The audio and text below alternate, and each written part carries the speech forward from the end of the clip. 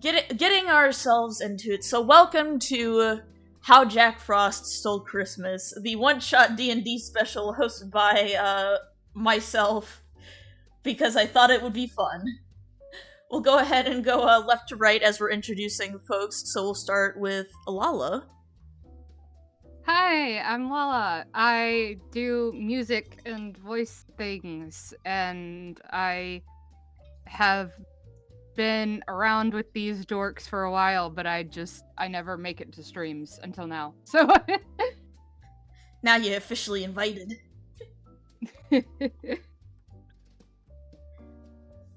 Okay, Noid, it's your turn. Hi, my name is Noid, also known as Chaos Just on Twitch and probably not on YouTube yet, but I'm on YouTube as well. I play games, I talk, I exist. Yeah. Yeah.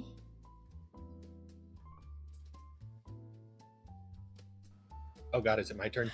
It is your turn, Moose. Oh god, the pressure. I thought you said depression for a second. No. Sudden onset of depression from being called on in class. I just Windows shutdown noise. Anyway. Hello there, I am producer Moose, also known as Moose the Owlbear. You can find me over on Blue Sky, where I make shitposts, and I help edit videos for Spirit here. On top of that, I also do art, though I am very slow with posting stuff, so new stuff will be available over there fairly soonish, I hope.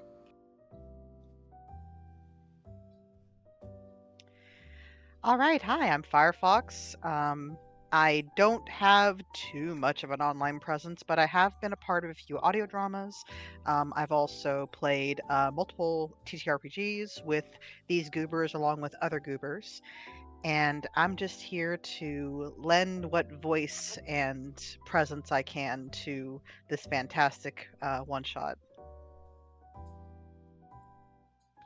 Hello, I am Springheart.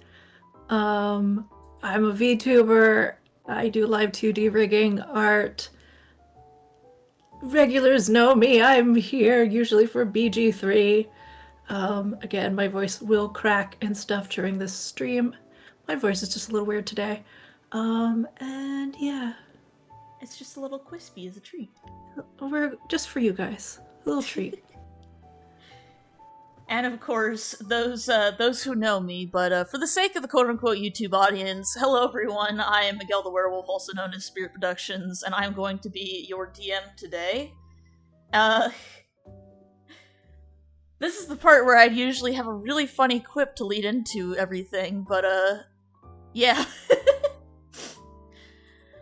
So we'll go ahead and we'll fade out on the music as we get ready. Is everybody ready to rumble? Yeah. Roger. As ready as it can be. Ready when you are. Alright, let me just pull up my prologue, and I'm gonna keep it up here for the sake of the people reading, if they need a little extra words, you know what I mean? Not the words. Not the words! What is this, school? Oh. That's the truth. We never left. No! We're just stuck in perpetual school hell. As soon as you graduate from university, you wake up and you're in elementary school again. I mean, I wouldn't mind that. I'd get recess. Man, I love recess. Anyway. It's so good. Simpler times. And speaking of simpler times... well, actually, holidays are quite complicated, but we won't get into that. Let me see if I can put my narration brain on for this one. Y'all know me, I tend to stutter like hell on this.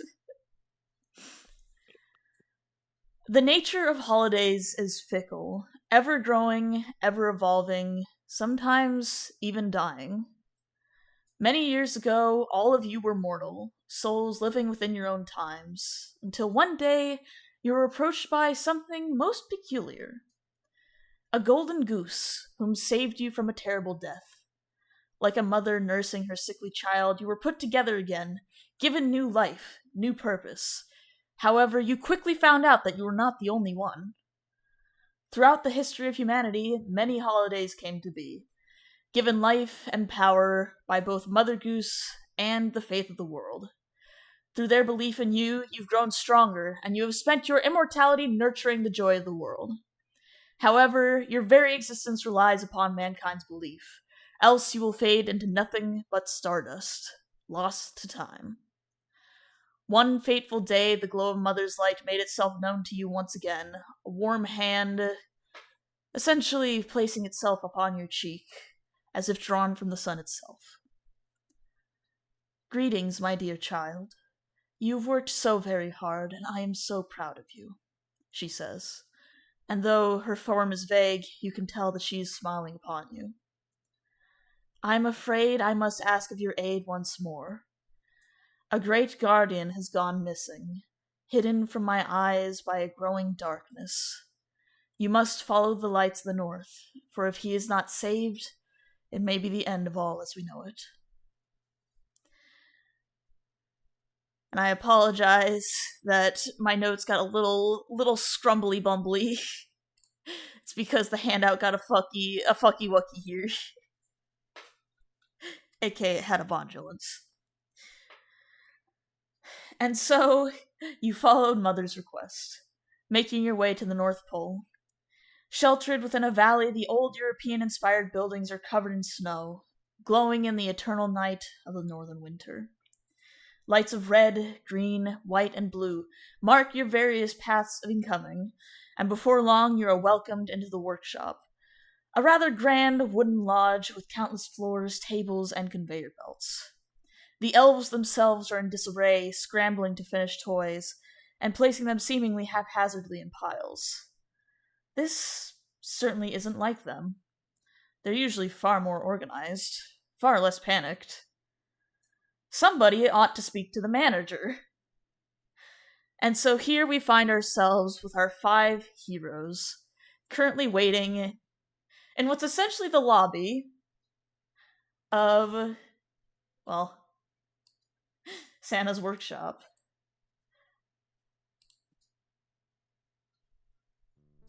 And with luck, this will work. Do you guys all hear that? Yes. Yes. Yep. Yes. I shall turn that up a little bit on my end so that it can be heard. But this is where you guys get to introduce yourselves. I apologize, Silver. It's going to be a little bit quiet for viewers' sake. I'll turn it up just a little bit. Everybody go ahead and roll me a D100. I'm gonna do a physicale. Oh. Great sign. 92. Alright, we're missing one more. I rolled physical, it's a 50. Okay. So, we're starting off with Fern. Would you like to describe yourself? Alright, Fern is known as the fairy godmother. She is about 3 feet tall, purpley hair, the Disney fairy godmother color scheme. But she's wearing shorts. She's got a Hawaiian shirt, but instead of like flowers, it is stars. And she's definitely looking like she shouldn't be here in the cold. And she's not happy right now because she is actually retired. Yeah, she's supposed to be on a cruise right now, so not happy. Alright. Also wizard, so there you go. You're a wizard fairy. Yeah, wizard fairy. Well, Fern, you find yourself in the midst of several other holidays. You're actually a little bit of a rare novelty compared to the others, because while the others are limited to specific holidays, fairy godmothers, they work around the clock. They don't get breaks. You finally got your retirement. Yeah, Elf on the Shelf was supposed to take my job, but no, apparently not yet. Didn't transfer yet. Ridiculous. So as you stand in there with your fanny pack and your sunglasses, and it's way too cold for the North Pole, or it's way too for cold the record, you. I am not standing. I have pulled out a full chair, like lounge chair, out of the fanny pack of Bobs and Sods, and I am lounging because if I can't be on holiday, I'll be holiday here. One of the elves brings you an alcoholic eggnog. I will not accept it unless there's a little umbrella in it. There's a little Christmas-themed umbrella. Okay, I am happy and I'll be quiet over here in the corner. Well, as you're happy there in the corner, you take notice of what appears to be a rather peculiar man. He has purple skin and kind of golden orange hair and little jester bells on the tips of his horns.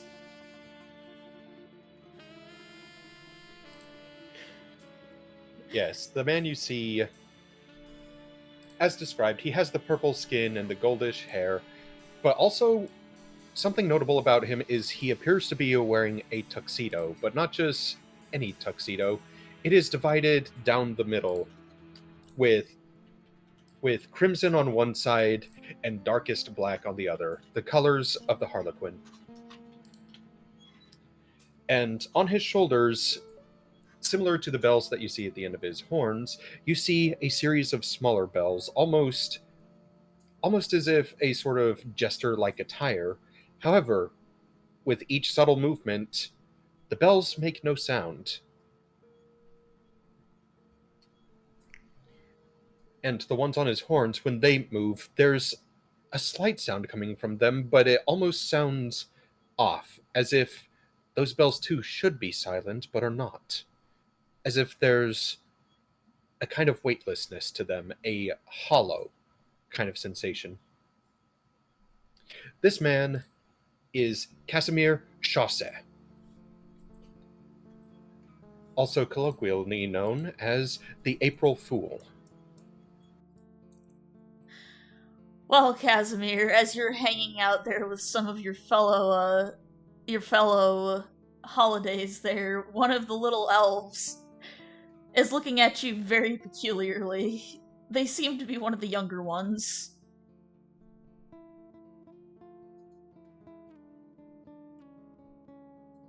They waddle up to you and they start whacking at the bells on your pantaloons.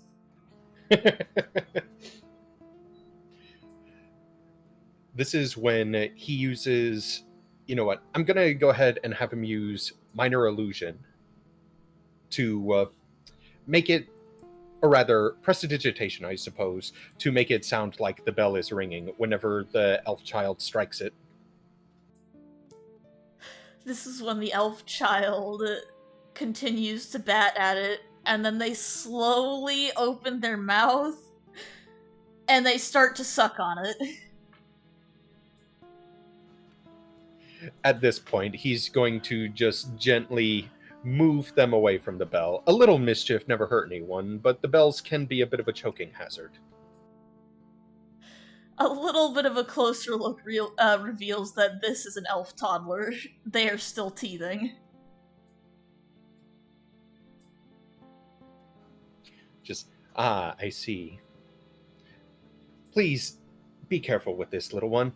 We don't want you concerning your, I wish not to be held liable with your parents for choking hazards. This is when a very tired mother elf comes over, picks up her child, and then she says, Now, Swiss cheese, we will not be having any of that. You're not supposed to suck on the bells of guests. and she carries the toddler away. He's just going to give an amused chuckle at that. Up next, we have, drumroll please, Loco. Well, the first thing you hear is basically, I don't think that woman quite realized the implications of her words just then. As a very sort of tall, lanky-ish skeleton man is currently leaning towards Casimir with a sort of conspiratorial look in his white dots that are for eyes. His skeletal face is quite decorated with a lot of floral and sort of a lot of flourishes. There's also a few flames in there, but that's not really that important. He's also wearing a nice sort of dress shirt along with some nice dress pants, but they're in contrast to Casimir, his is a complete black outfit, and he is also leaning on a sort of walking cane. Though it still functions as a proper walking cane, but it's got a little decorative skull head as well.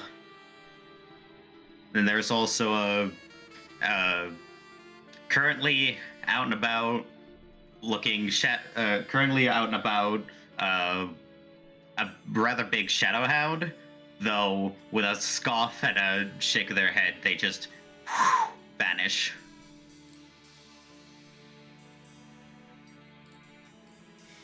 Loco, you recognize this particular holiday. This is the April Fool.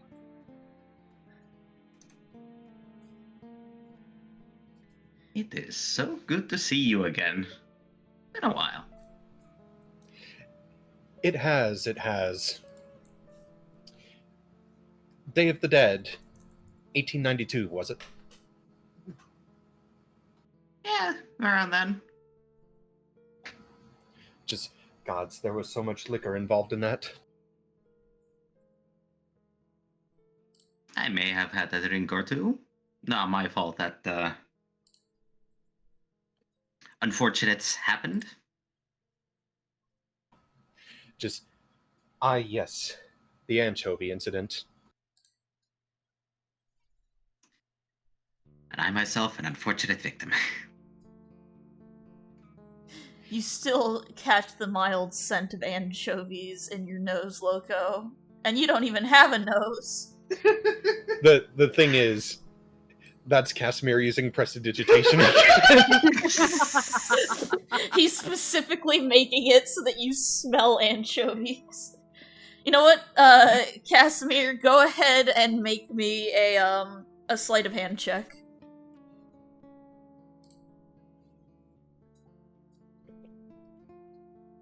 Oh! Okay. Fantastic start. Jesus Christ. Yeah. I Loco, spent all my luck on a joke. Loco, you Get can on. roll me an insight check if you want. No, he's just electing to fail. I can't beat that. You're letting yourself smell the rotten anchovies in your nose. Because I got a response in mind. That's why I'm letting this happen. It's like I can still smell it like it was today. Absolutely horrid. You can just see my character just off in the corner, and she pulls out a small perfume bottle, and she just gives a small spritz. She's like, "Yeah, no."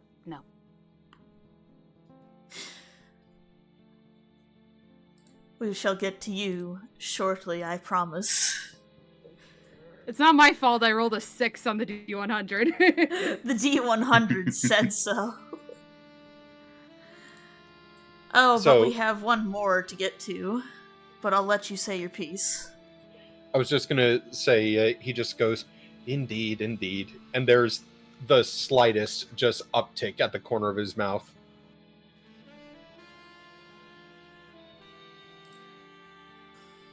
Speaking of tricks and treats, Terrell, it is your turn to shine.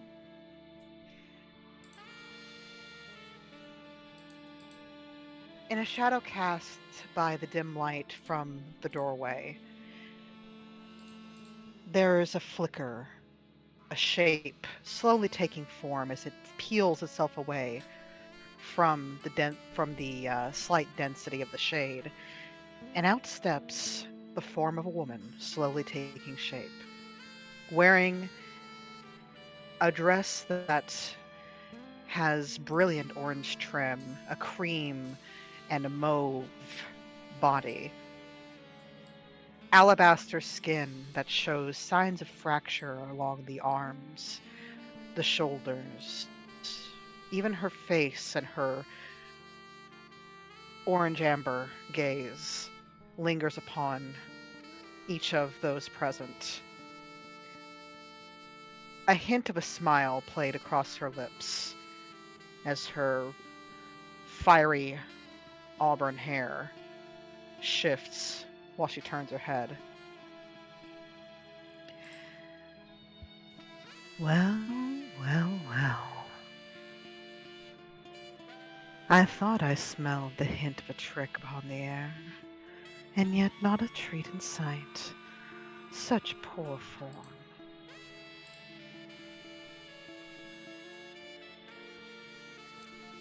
Everybody roll me a wisdom save really quickly, with the exception of Asta.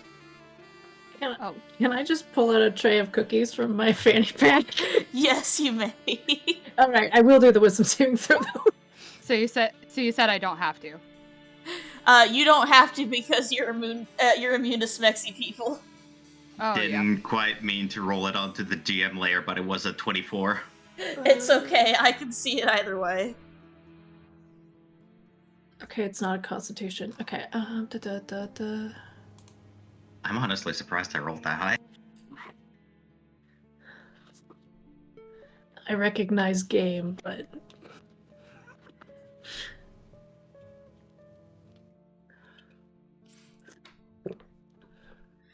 Alright, Casimir.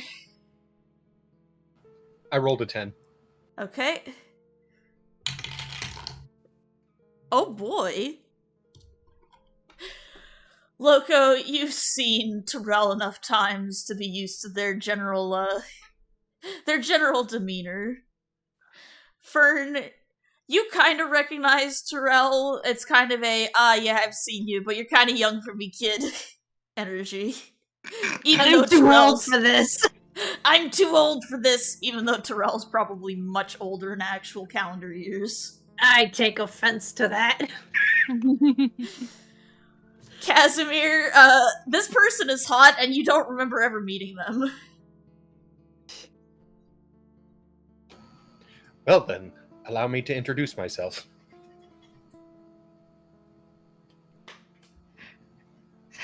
Terrell looks towards Casimir. The quirk of her lips ticks up just a little bit more as she extends a very pale hand, tilted downward as if pointing the wrist towards him.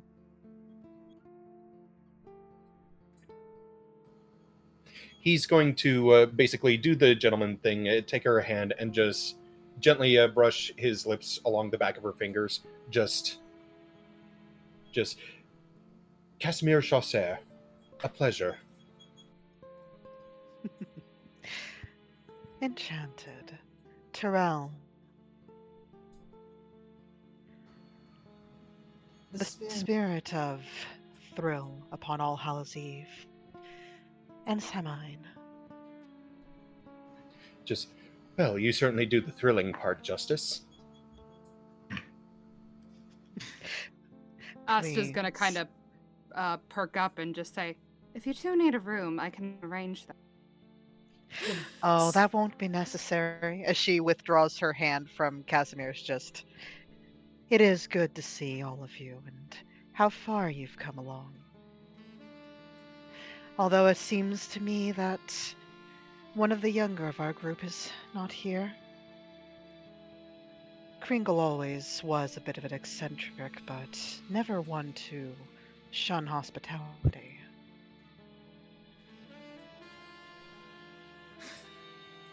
I'm missing a cruise with gay boys for this. We were playing Crokinole. Speaking of Terrell- I was gonna win. Terrell lets out a very, very knowing laugh, looks over just, Fern, it's always a pleasure, and I do apologize for your being summoned. Likewise. I hope treat. that it could be. Oh, yes, of course. And she is going to take the cookie and she's going to carefully start eating it and just. And then she's going to look. Go ahead. I'm going to fist fight Roll20 for not letting me scale Lala sheet so that you guys can see her.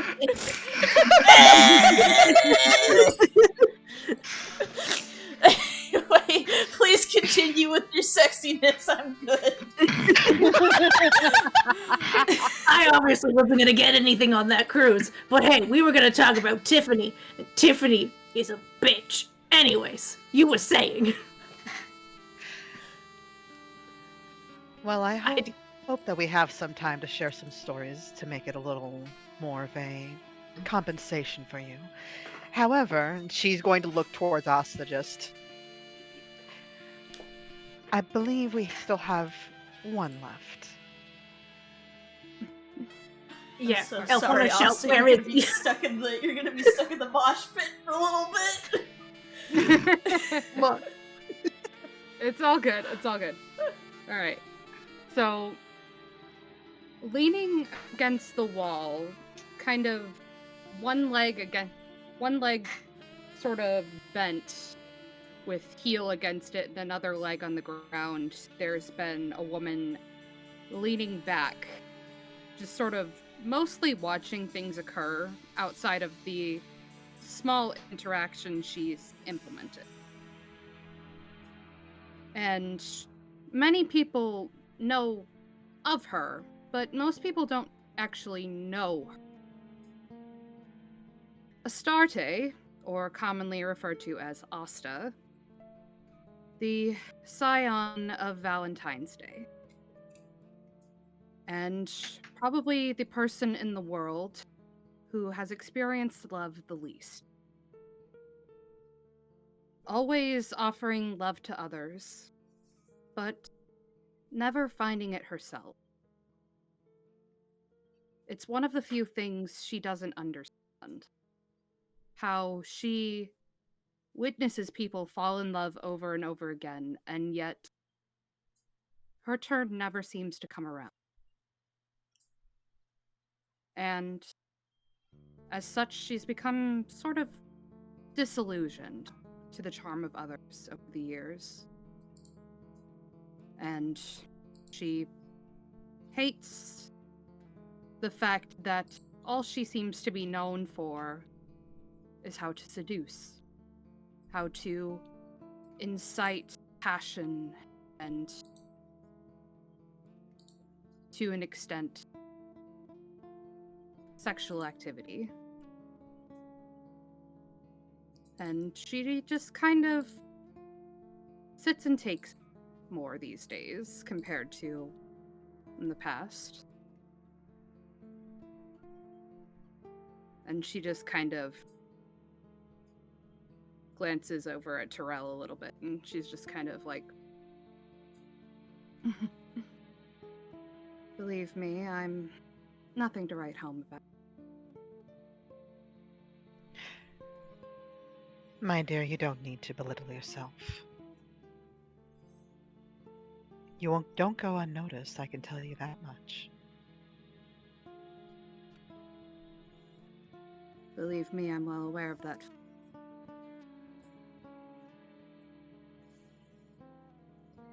Speaking of getting noticed, this is about the time where the folks in Santa's office finally pay you a visit. through the hustle and bustle, to give a general description of what the elves look like, they are very... Despite being named after you, you come to notice that Santa likes to name his elves after different types of cheeses, like Swiss cheese, Colby Jack, brie. One of them was unlucky enough to just be blue cheese. Wait, they don't even name themselves? I mean, it's more that it's a traditional elf naming convention. Okay. Just, alright. But, there is one particularly very disgruntled looking elf that makes his appearance. And I will show him to you now. So, from Santa's office comes a very grumpy, very tired looking blue elf. The blue elves seem to be kind of the ones in charge. Oh good, the supervisor's here. Yeah, what you want? I think it's at this moment where Loco, instead of just like turning around normally, he does the whole like standing still as a statue, but he still like moves to look at the elf like. He rotates 180 degrees on his heels. Yep. Well, as it just so happens, we have gotten a little missive about a certain problem that was arised here. Yeah, I know. I'm kind of the one in charge of this whole operation right now. Well, that's good. Do you know what you could tell us about the situation? Maybe not here in the semi-public ear. This is when the little elf waves you into the office, and with the wave of his wand, once you guys are all in the door, he summons... It's kind of like a fairy godmother wand, but you can tell it's for different purposes. But do not get up from the chair. It rolls itself into the office, because it's motorized. It go tippy-tappy, tippy-tappy. With It Mr. gets Crab stuck chat, like for the a Mr. second. Crab sound. It does get in. Terrell makes a point to hold the door so that the chair can come through without I any appreciate issue. Thank you. Once y'all are seated, the elf basically kind of crawls up onto Santa's desk because he's not very tall. He maybe comes up to your knees. So, I see you finally got the summons from Mother Goose herself. I was asking her for help for weeks. We basically just now arrived. So, the details. Well, I'll break it down for you.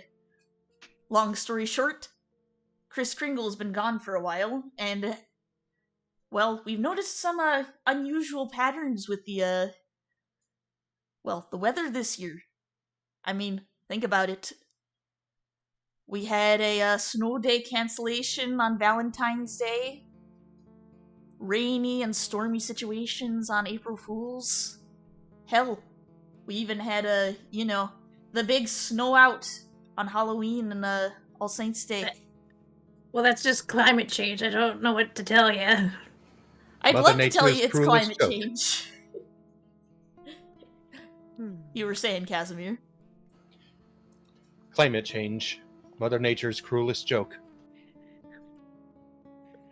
Indeed. Yeah, you'd think that the So- humans would be a little better about learning about the kind of impact they have on things. It just ends up falling down onto us to take care of all of it. If Well, there's one humans are thing I know about notoriously- fools, they refuse to learn. You were saying, Fern? So,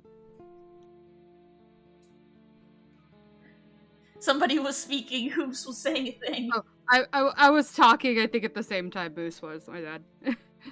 You were saying, Lala. It was basically the same, just it was along the lines of, if there's one thing humans never do, it's they never learn. So, as Loco has taken point in our investigation delving, thank you, Loco, always on point. We are to understand that for the better part of a year, dear Chris has been missing, and this is the first we're learning of it. You see, Chris hasn't been missing for the entire year. He only went missing about 2 weeks ago. The real concerning factor is all the snow that we've been having. I mean, think of who you know that ends up causing all this snow. It's not exactly the humans that are causing it, they're causing the warming. Have you activated the GPS on his cell phone? Oh, if only Kringle would pick up a cell phone, but he's kind of a boomer about it. He refuses to get I'm sorry, anything his work. pager. Damn it, I should have put a pager in his pocket. You didn't put a... Oh my gosh. Look, When we're has the man running a ever magical operation here. You think we're gonna be able to cover everything? How long have you been in business and you don't put a pager on an old man? I No, sent out no. a silver alert for him, but no one's exactly caught him. I'm standing on the chair. This is why I'm retired. I can't deal with this anymore. No, When no, has Grandma. anyone checked the silver alert? Excuse me, I am no one's grandma here. You are your own grandma. Now, please sit down before you keel over and come That over to is my a room weird little family earlier. tree. Honestly, just sit down. We still have a lot more to investigate. Fern, dear Fern, please. I don't want you to strain yourself, not when you were trying to relax. So. Don't attempt to use magic. Right. And she's going to just kind of pull something out of her pocket. You realize that it's it's not a smartphone, but it is some kind of digital pad, as she's with one hand just kind of casually tapping something out and just, so let me see. He's been missing for 2 weeks. We've had an increase in snow. And it's shown no signs of relenting, with weather patterns becoming more and more unstable outside of obvious human factor. Is that about right? That's about the long and short of it, yeah.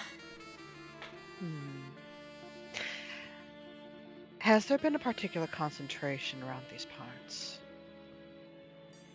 I mean, it's the North Pole, sweetie. Of course there's gonna be snow up here. She kind of waves her offhand, just, I meant more than usual, something else odd, perhaps, or were there any signs, anything? She pauses for a moment, just, where was his last location, Chris? Well, you see the kid, he's kind of a... And he thinks for a second. You know how this whole operation's kind of an inherited thing, right? They pass it on from Santa to Santa so the other can retire. Mm-hmm.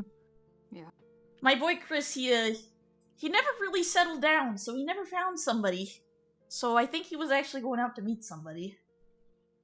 I think he wanted to wish her a Merry Christmas, if you catch my drift. Do you happen to know... Oh, sorry. I'm sorry, I never caught you. Pepper Jack, alright. Do you have a snow globe on you? Pepperjack waddles over to one of the shelves, climbs up it like a monkey, and grabs a snow globe and passes it to Fern.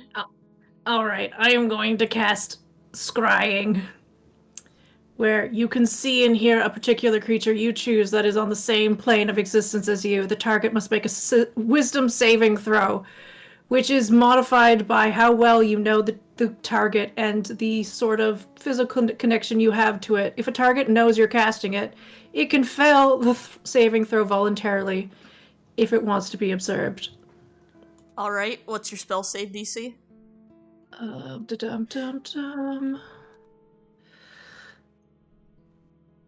Where do I find that? It's under the spells tab. Yeah. Spells tab. DC is 19. Alright. Uh-oh. You know what, I'll give Santa disadvantage on this. Okay, that's better. So, as you're looking through the snow globe, the snow whips and whirls as if caught within a winter wind. You watch as the snow globe seems to fly through the winter night to a familiar and ominous place. A castle made of spiking ice, seemingly formed out of permafrost. That's tacky. It is Sorry. tacky. Okay, continue. It is tacky.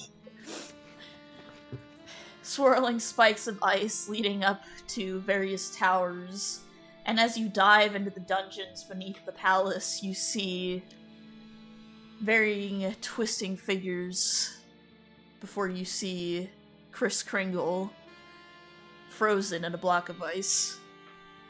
Well, that can't be good for his cholesterol. Trevor, do you know where this tacky-looking, ice sculpture thing is? Pepperjack. You know where Pepperjack looks at it, and there's...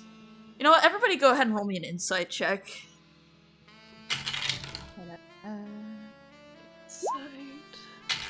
Oh, come on. Ugh. I didn't have my glasses on. Alright, Oh boy. so... Casimir and Terrell, you both see this. You see as Pepperjack's eyes widen a little bit at the sight of it. And it's just like, yeah, I know the place. And it looks like my boy's frozen in there pretty badly. I mean, that much seemed a bit obvious, yeah? Someone has been very, very naughty. I'm all for a good practical joke, but this seems a step too far. I'm gonna need a big chisel for this one. A big chisel or maybe some dragon's fire at this rate. Poor Nicholas, his heart's probably not doing well while he's in that ice. Nope. I can't imagine it would be. Well, I know exactly where we're going, and I don't like that we're having to go there. Y'all remember Jack, right? Oh, God. Happy boy. animal? Yeah, the old frosty boy himself, one of the oldest ones of our little gang. Oh, that one. Oh, yes. The practical Why is he doing joker. this? He was rude. Why do you think he Right. does anything? Well, I would like to think that there's a bit more nuance to whatever he does, aside from practical joking. I believed that he and I would get along rather well, and then this happened. He always wished for more ice. So much ice. Look, I'm gonna let y'all on a little bit of a personal factor of this. So, you remember how this is kind of an inherited job? Yeah. Yeah? Uh-huh. Well, Nicholas wasn't exactly born into the family line. He was kind of an adopted situation. I don't see how that's relevant, but okay. What? Okay. I'm getting to my I'm point sorry. here. I'm sorry. Continue. I'm sorry. Continue. I'll shut up. Look, I'm going to level with you. I don't know who exactly is responsible for this, but I'm not happy with the fact that my boy is currently frozen in a block of ice. Agreed. I mean, I raised that boy from a young lad ever since he crawled into Santa's bag. I'm not too happy about this. And I'm worried a little bit for his heart's sake. If he ends up not making it, then all of us fade away. Well, then, we haven't a moment to lose. Pepperjack looks out the window, and he ponders for a moment. Well, our sleigh's not getting through that kind of weather. Rudolph's kind of down with the sniffles, if you catch my drift.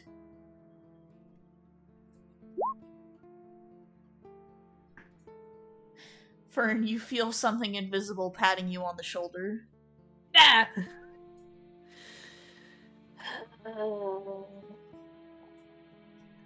Terrell? It's just the ghosts. It's just the ghosts. Terrell lets out a small breath through her nose, a very silent laugh, and her gaze flickers towards Casimir for a moment before going to Fern. It's just, I'm certain it's nothing to worry about. Now, Pepperjack, while we may not be able to utilize a sleigh, surely if we were to take proper precautions, we can still make our way through. Well, I do have one solution, but none of you are gonna like it.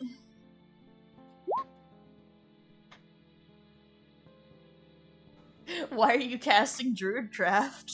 No, sorry, I'm trying to read it. It's I pushed the wrong button.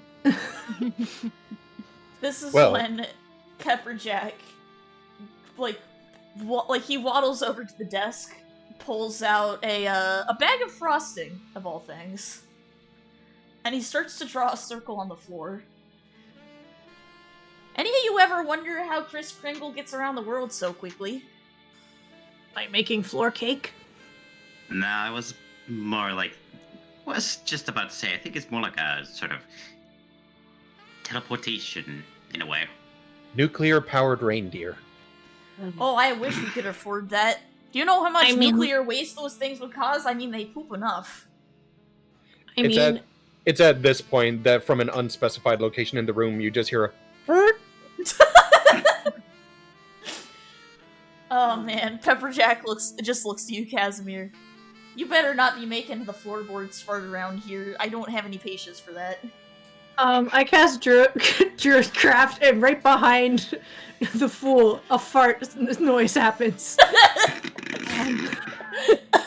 Another fart noise comes from behind Casimir. But it's really loud! Ah, yes, just the biggest rip ass anyone has ever heard. But it's a whoopee cushion's fart. Terrell's seems mouth like is Grandma's covered playing- by... You're playing pranks on the prankster there. Terrell's mouth is covered very slightly by a hand to hide the growing smile. See, this is when... Sorry. No, I was about to say, just Astos is kind of like rubbing her temple. I'm just... This is when Casimir looks at Fern and just shoots her finger guns. I return them.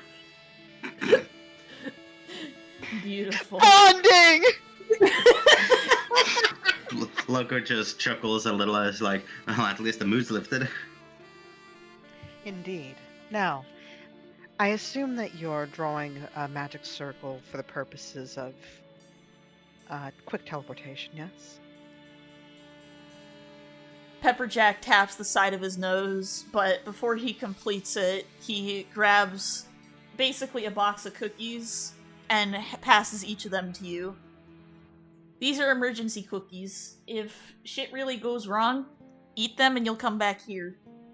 We have this in case of well, remember when I was talking about Nicholas's health?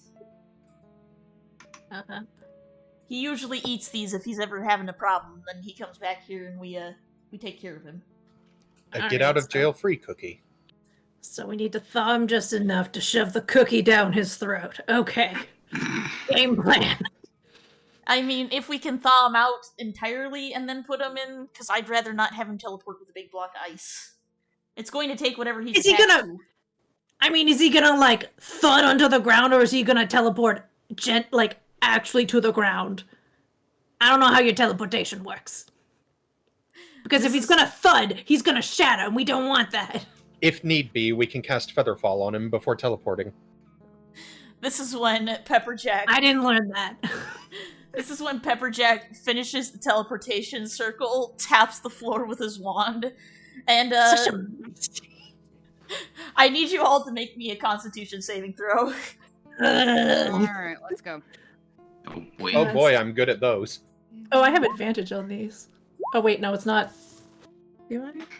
Hallelujah! Why am I rolling like such shit?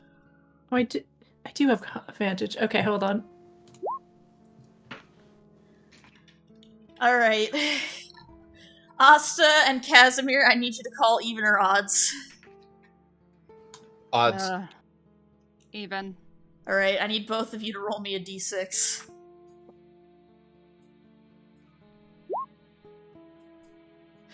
Okay, both of you throw up. So here's the general the TLDR of what happens. So as soon as Pepperjack taps the floor, you guys are basically skydiving from like you're up high and you're falling down into the snow. It's just like, oh god, I might be immortal, but I don't think I'm gonna survive this kind of moment. It's gliding. And then, as soon as you guys are about to hit the ground, Pepperjack waves his wand, and a big whoopee cushion appears beneath you guys. You bounce off the whoopee cushion as it lets out a fart noise, and you tumble into the snowbank. Fern, because Fern has wings, Fern picks up the wind and lands perfectly. Arms in air. Terrell, meanwhile, had taken a kind of skydiver's stance, leaning into the fall, and then, with the aid of the bounce, manages to land upon her feet and knees. You do a superhero landing. Basically. And, Loco continues to do what he's been doing. So once the teleportation happens, he's just like he has like one foot extended to the side a little, leaning on his cane. Even in the air, he's still holding that stance. Even when he impacts the whoopee cushion and starts to, do a little spiral, he still holds that stance. The moment he lands in the snow, still feet up but slanted to the side, he still holds that pose, and then he moves again. Alright. Asta, upon landing, is just gonna kind of stride over a little bit and then just respectively just kind of hunch over and just vomit on the ground, and it's just been a while since I've done that. Don't miss it. Don't miss it. Terrell's going... Oh, sorry. Terrell's going to walk over, and Asta's soon going to feel very light pats upon her upper back, kind of near the shoulder blades. And just, that's all right. Take your time. Fern will be hovering this entire time, and will hand you a ginger ale out of the fanny pack. Oh, thank you. Casimir bounced off of the whoopee cushion into the Peter Griffin death pose. You have to draw him like that. Oh, I will. And after emptying the contents of his stomach, he's going to look down at himself, look over to Asta, and just snap his fingers a couple of times and prestidigitation the evidence away. Thank Good you. man. Another ginger ale will appear beside you as well. At that, he does a shallow bow to Fern before cracking it open. I want to mention that you guys don't know where Pepperjack is at the moment. Oh. Can I do a Pepper! perception? Everybody roll me a perception check. Boy. Perception. There we go. Finally. God damn. Roll. Pretty good rolls. First, And then we're there's occupied Fern. with ginger ale at the moment. Canadian dry. Alright, Hey. I'm gonna give this to Asta so she can have a moment. Yeah. Asta, you see Pepperjack is currently strung up in a parachute in one of the pine trees. Oh no. Okay. He's Just okay. immediately- He's just hanging there, at the end of the SpongeBob movie where he's hanging from the ceiling in his wizard outfit. Mm-hmm. Yeah. Asta's just gonna kind of run over and just kind of start to try to untangle the parachute a little bit. All right, roll me a sleight of hand check. Okay. See. Nope. Okay, does someone else want to try rolling a sleight of hand check to get him down? So Casimir is going to actually use Mage Hand to see if he can get, something up there to untangle it. Roll me a sleight of hand check for your mage hand. Okay, so you do manage to untangle Pepperjack from his little parachute. And as you're doing it, so when you wind up like those little wind up rubber band helicopters? Yeah. He starts spinning like a ceiling fan for a hot second. So you basically have this little 2-foot tall elf starfish as he's spinning around in the tree. But once it comes to an end, he climbs down, and I'll roll him a. This is when I can get to bring out Pepperjack's sheet as well. I'll roll him a Constitution saving throw. Also, can I just say that when he untangles himself from it, a couple of invisible mage hands are doing string tricks with the paracord. As the mage hand is making little Eiffel Towers and other shapes with the paracord, you guys see as Pepperjack surprisingly holds his own. Nice. All right there. Now that we're all in relatively one piece.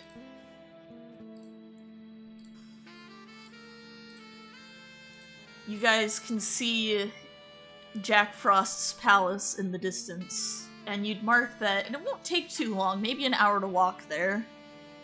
Can I cast mage armor on myself before we move?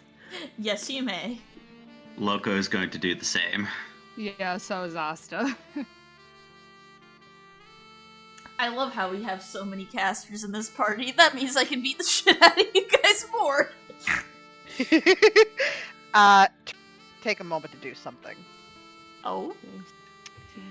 So, as she takes in Jack's palace, you're going to see her form ripple, and replacing the dress in kind of a waterfall fashion, you see it turn into this raven dark plated armor with tufts of fur peeking out from underneath the joints, and a long flowing crimson and black cape from her shoulders that falls down to the snow.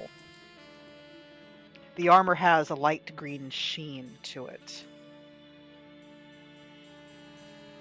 And she's going to turn to look at everyone with a small smile on her lips, and it's just...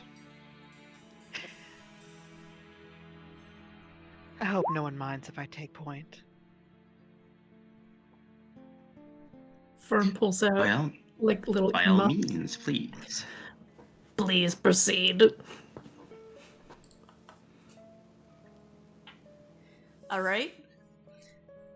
So, Terrell takes point, and you guys begin to make your way through the snowy woods. Despite the, relatively angry winter, this area is surprisingly calm. The trees have not been stripped bare, they're just kind of covered in snow. Wildlife occasionally goes by, you have the occasional bear or a raccoon. They're just vibing, going about their days. And as you guys make your way through the woods, you see what appears to be the entrance to Jack Frost's keep. What is your passive perceptions? Mine 19. is 25. Good lord. Where do I find passive? So it will be above. Oh, found it. You found it? 18. This was passive perception? Correct. 19. Okay, so as you guys are making your way through the woods, you come across not a traditional entrance, but what appears to be a circle of ice. Not too unlike Kris Kringle, you know Jack Frost relies upon teleportation to do his work. And sitting within the mound, well, not really a mound, but like, it's like a bowl of ice crystals, you know what I mean? Mhm. There's this ring of ice crystals surrounding what appears to be this mound of snow. And as you guys peer behind a tree, you see the faintest hint of scales. Sitting within the wall of ice is a sleeping silver dragon. Alright, chat, prepare thyselves, it's dragon time! Cause it's dragon time again. Oh, Dragon we'll that do something wagon. spooky Dragon next year if you tails. want it. I didn't think this many Actually- people would enjoy D&D. I was gonna say I actually have a Halloween game planned for next year, but I'm sure that we can figure something out. Oh boy. I will give a fair warning to the audience and my co-players. Tummy watch. Okay. All good. Got it. I can't But, wait to find out what the roll initiative is. Well, you guys haven't started the combat yet. Oh, Yep. okay. So, the dragon is currently snoozing. You guys have not alerted it yet. This would be a good opportunity for the sneakiest ones to position themselves how they feel would be best, while Terrell gets in position for the attention grabby. Yeah. Let me map. So that's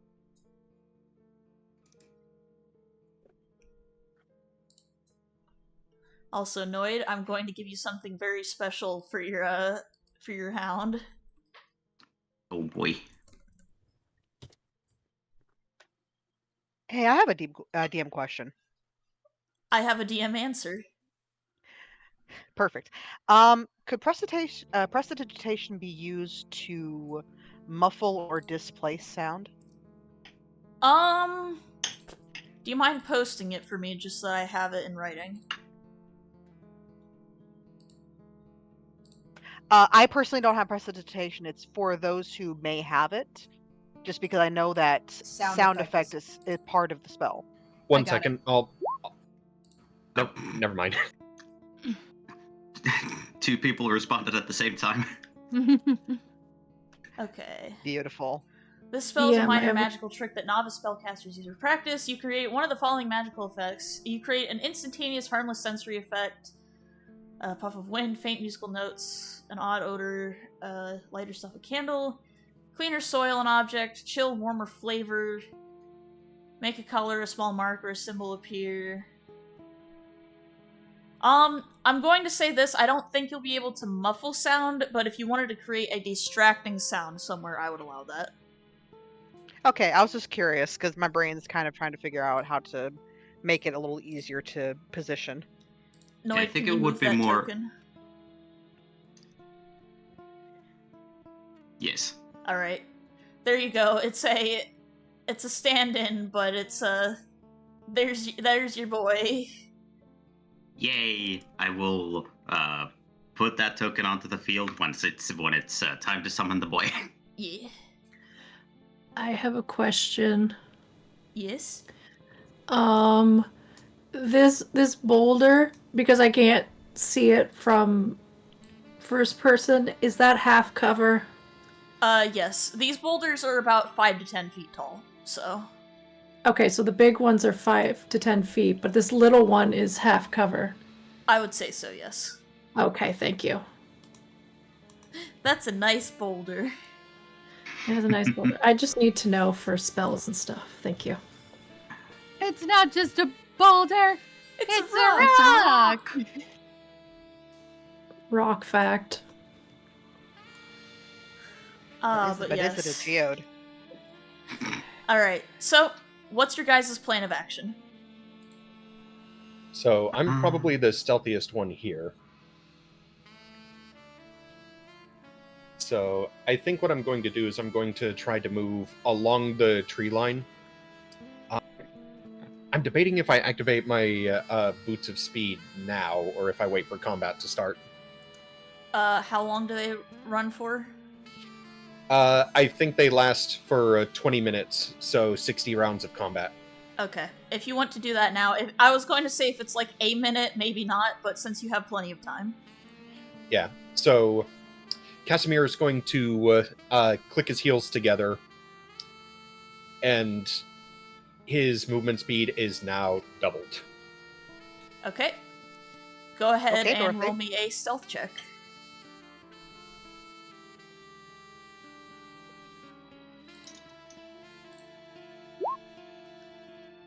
Okay, let me double check passive perception. That passes. BEA beautiful. Real quick, just measuring out 60 feet. So I can technically get behind... Sorry, I keep letting go of control. I can technically get behind, like, this rock here, or this icy outcrop. Yes, you can.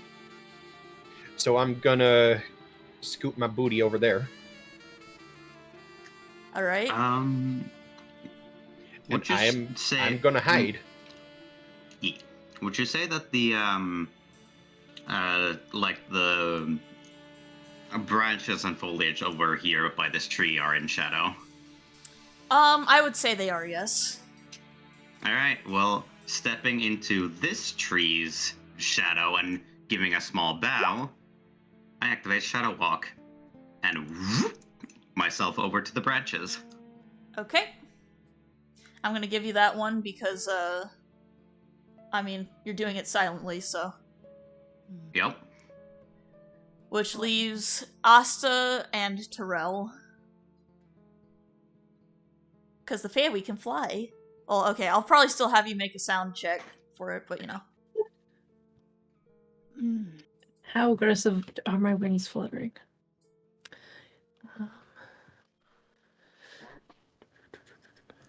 It's not the fluttering of the wings, it's the creaking of the chair when you get out of it. Just like, Oh, it did not come with us, okay? I mean, it did. It probably bounced off the whoopee cushion, but I landed, and then I started hovering. You put it back in your fanny pack for later. Yeah. I got little snowshoes on now, even though I'm not using them. Okay, stealth. I can technically just... You know what? What? We're just gonna... Because we're being stealthy, I can just Misty Step. I have mastery of this, and I can cast it whenever I want. Can you So I'm post just gonna... the spell real quick? Yeah. Yeah, I was thinking Misty Step too. Alright, let me double check to see if Misty Step has verbal components. I shall Misty Step! Okay, It's it pure does have... verbal. It has verbal components, so go ahead Okay, and, never mind. I will flutter over. roll me a stealth check. You're going to have to roll the stealth anyway. Okay. I'm going to let you get 15 feet. Just a second. Okay, so if that's 15 feet. Oh yeah, I'm fine. Okay, alright. Yep, we're gonna go right. Sorry, I need 1, 2, 3. Okay. I put marker. Going right there. Okay. Fern, as you're fluttering along, you hear your back crack. It hurts. Just because I'm old doesn't mean I'm 8. Look, my back hurts and I'm young. Yeah. This is what I had a massage scheduled today on the cruise with Pietro. I'm missing massage with Pietro for this. Just, All right. we can do this. Asta Does and that- Terrell, I'm going to give you the option to use your reaction to hide in the bushes. Dating. Hold on. Yeah, I made the mistake of trying to scroll while holding control like a moron. I have one thing in mind. Give me one moment. Do you guys like my smooth jazz that I picked for this? Yes. Smooth. It's nice.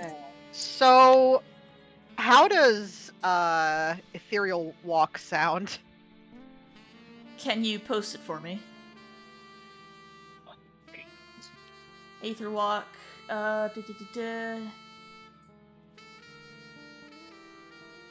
You can move through other creatures and objects as if they were difficult terrain, as well as see and affect creatures and objects on the ethereal plane.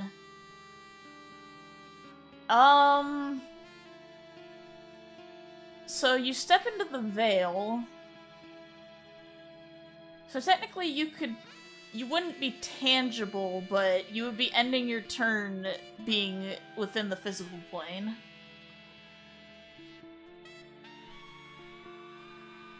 So you would still be physical.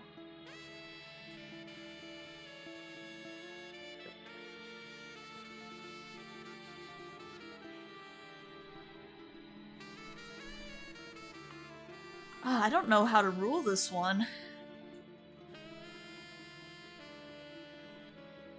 Oh god, did Discord have a bondulance or is everybody just quiet? I'm here. Sorry. Sorry. So I would be technically in a different plane, correct? Yeah, from what I'm understanding here, it's like she steps into the ethereal plane. And I stay there for a minimum of 3 rounds because that's my Hemocraft modifier. So as long as I don't end my turn in an object. Yeah. Well, yeah, as long as I don't end my turn inside an object, I should be okay. So I can move my normal movement, but as long as I'm not in an object, I'll be fine, and I can step out of it within 3 rounds. Is what it looks like, right? Yeah, so you technically, I guess if you're on the ethereal plane, you would not be physically impacting the current setting. So yeah, you could do that. Okay. Because what I was thinking was I was going to try to move 35 feet to a better position. Give me a moment because I need to measure that out. I'll go ahead and give you a marker for that. We'll give you We'll give you a ninja.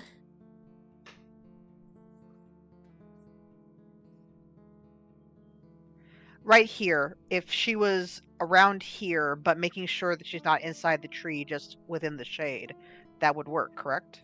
That would work. And you would be hidden. All right, give me a moment.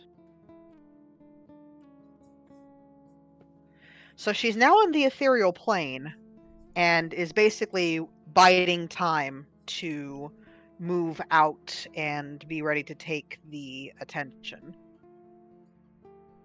Okay. Asta, what are you doing?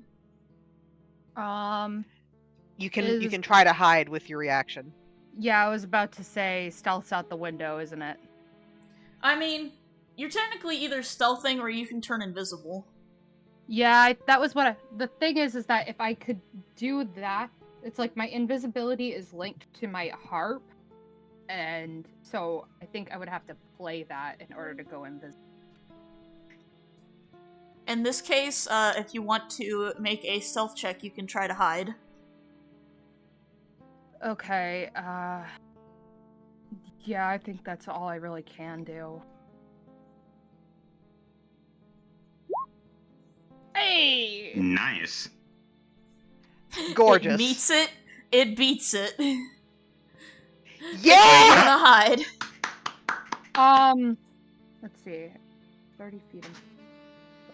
I think I'll hide right about. I'll go right about here. Okay. We're just gonna say that you're kind of hiding. Like, you know how pine trees have, like, really low branches? Mm-hmm. And, Pepperjack just turns into a pile of snow. So he's just right here by Fern if something goes awry. He disintegrated. Fern, you basically just see as Pepperjack goes and turns into a pile of snow. But yes, so the Guardian of Frost opens her eye because this is actually a female dragon. She stands up and all of the snow on her back and body falls off because she was probably napping for quite some time. And she kind of just stands up, gives a big cat-like stretch, and then looks to you, Fern. You're not an air elemental. What are you? Well, good afternoon, Miss Dragon. I'm Fern the Fairy Godmother. May I know your name? I love your scales. I love what you've done with the place. It's beautiful. Go ahead and Pardon for waking you up. Go ahead and roll me a charisma check at advantage. Yes. Yes. Or would it technically be persuasion? Whichever one's higher for you, Spring.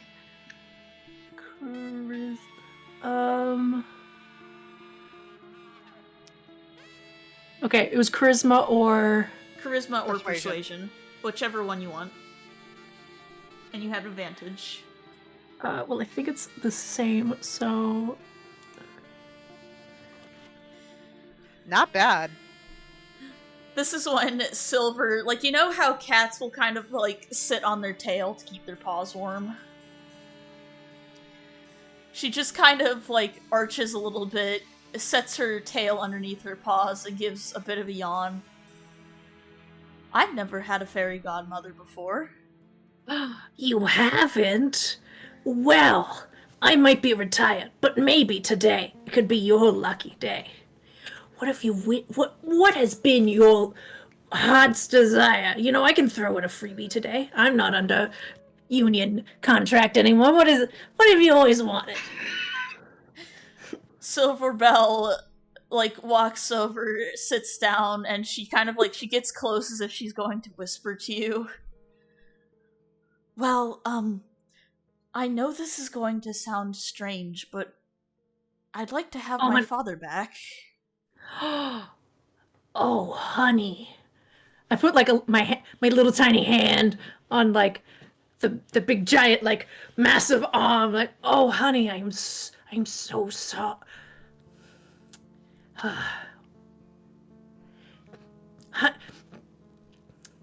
What happened to your father? Well, you see, he went missing earlier this year, and ever since then, things have been very strange. I see. Well, do you happen... Hold on, let me look at my spell sheet. Everyone else is, like, hiding, like, waiting. I'm like, if this goes south, I have a plan. Exactly. I have Terrell at the ready, but I'm also fascinated by this, so. I also have a really plan. Let's see. I will let you have one free wish. Oh, I could do that one. I was thinking of something else, but okay.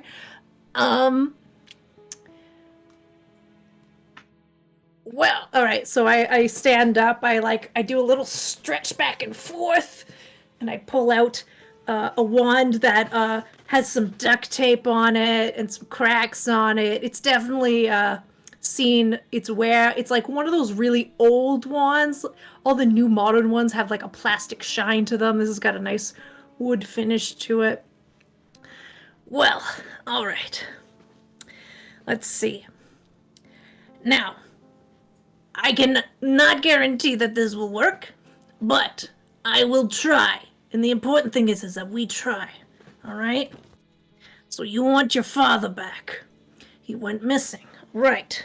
which means he is somewhere. Okay. Alright, I'm going to cast Wish, which is... Wish is the mightiest spell a mortal creature can cast. By simply speaking aloud, you can alter the very foundation of reality in accordance to your wishes, your desires. And I'm giving you a freebie, so you'll have your 9th level spell. Thank you. Oh, this is such a long... I'm not going to read all of this. Basically, the wish spell is the do anything as long as the DM says it's okay wish. Alright. I wish this beautiful dragon had her father back. Preferably in one piece. And I point my wand in an open space. Okay, can you point to where you're putting in the open space? The open space! I mean, that's about as open as a space gets. Okay. Y'all are so scared! I am so scared! Alright, so you wave your wand, you go bibbity bobbity boo. There's a little flash of light, and the only Pepperjack appears in the middle of the circle, on his face in the dirt. Oh Oh my. Pepperjack, you daddy! Oh my! Asta Oh my god. trying so hard to stay I pull out a quiet. fan. And fucking excuse me, man! I'm eating! I pull out a fan and start fanning myself. Wow! Terrell in the ethereal plane is trying and failing not to have a broad grin across your face, aka the Cheshire Cat, with an eyebrow noticeably quirked. I am Loco. very impressed with your game. Loco is just silently dying up in that tree over there, trying not to let out the loudest laughter. My dear, is this your father? She makes her way over and she gives a few sniffs. It's just like, he smells like my father, but he doesn't look like him. Alright, hold on. I come over. Alright, let's see. Let me get a look at this. Let me see. Is this a... What do I have activated? Pepperjack? Is this something you want to say? I don't know what you're asking me for. She's my adopted daughter. What do you want from me? Okay. I'm still fanning. Still good. Still impressed. Just very impressed. All right. Okay. Just trying to figure out if you were under a spell and I'd have to disenchant you. But this also works. All right. Why haven't you talked to your daughter? What's wrong with you? Well, that's kind of a complicated topic that I'm not ready to talk about. It's kind of a family we're gonna matter. have to talk about it. That's when Pepperjack looks up to Silverbell. It's just like, "Hi, sweetie. I promise I haven't been ignoring you. Things have been a little, they've been a little complicated lately, honey. You guys can come out. She's not gonna hurt you." Maybe you should have the pager so she can send you text messages. My goodness. She has a tombstone that she's allowed to send things on me with. She just hasn't texted because she's been hibernating. She's a growing girl. It is at this point that Loco just starts laughing his ass off and falls from the tree. So Asta slowly pops out and is just like, "Oh, go ahead." I was going to say, Casimir steps out of hiding, snaps his fingers, and with minor illusion, a neon sign appears over Pepperjack's head that's just flashing "Daddy." The second one says, "You are the father." Pepperjack looks at Casimir. Asta just kind of pops up and just said, If you call my office, I think they can arrange some counseling hours for you. I'm not a bad father. She's just been sleeping. She says you've been missing, which means that she has not been sleeping. Man, that's when Pepperjack just walks over and hugs Silverbell's front legs, just like, I'm sorry, sweetie. I know I promised to take you out on that trip with your friends, but you know the bullshit that's been going on with me and that whole enchantment that's got going on right now, and I can't fix it until we fix this problem. Has Santa not been giving you enough time, Pepperjack, off to see your daughter? It's more complicated than that, but yeah, it has something to do with that. Alright, well, when we save Santa, which we will, I'm gonna have a talk to him, because I'm not under contract anymore, so I can say what I actually want to say to him. Oh, Are we please let me actually be a getting part of the that. elves to unionize? Oh, absolutely. Everyone, I will put up a balcony. You can sit in it. I'll provide popcorn. It'll be glorious. Oh, I need to be on ground level with you because I have Of course. a word for the youngster. Alright, okay. Look, he's not the one that's been preventing me from doing this. It's the guy that's responsible for all of this. Who do you think I meant? Oh, talk with Jack Frost. Silverbell, was it? Yes, that's my name. Would you happen to know what good old Frosty Boy's been up to recently? That's when Silverbell thinks for a moment, and then she you guys see as she whispers something to Pepperjack, because the thing is, Silverbell is very much an adult dragon. She's a grown woman, but she's kind of, like, deferring to her dad for advisement. And then Pepperjack chimes in, let's just say Frost Powers aren't exactly in his control right now. Oh, really? I love we had this game. God, please let that be in canon. That just the two fucking autumn spirits just. Oh, really now? Yeah, I'm fine with that being canon. That time of the month. Okay.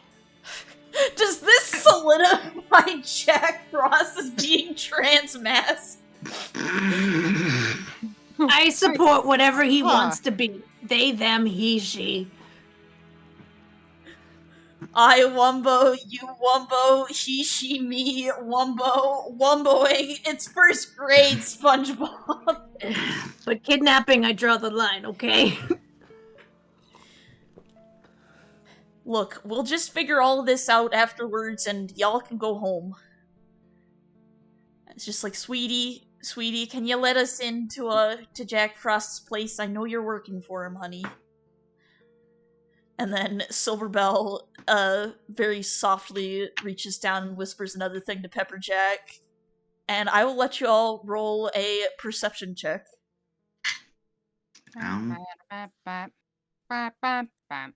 Well, goddamn. All these good rolls on... Dang it. That's the wrong one. Sorry. All these good rolls on non-combat rolls. Let's see how combat goes. Don't you dare! You take that back right now. Don't jinx us. I will preempt the God word damn. jinx just so that the jinx doesn't happen.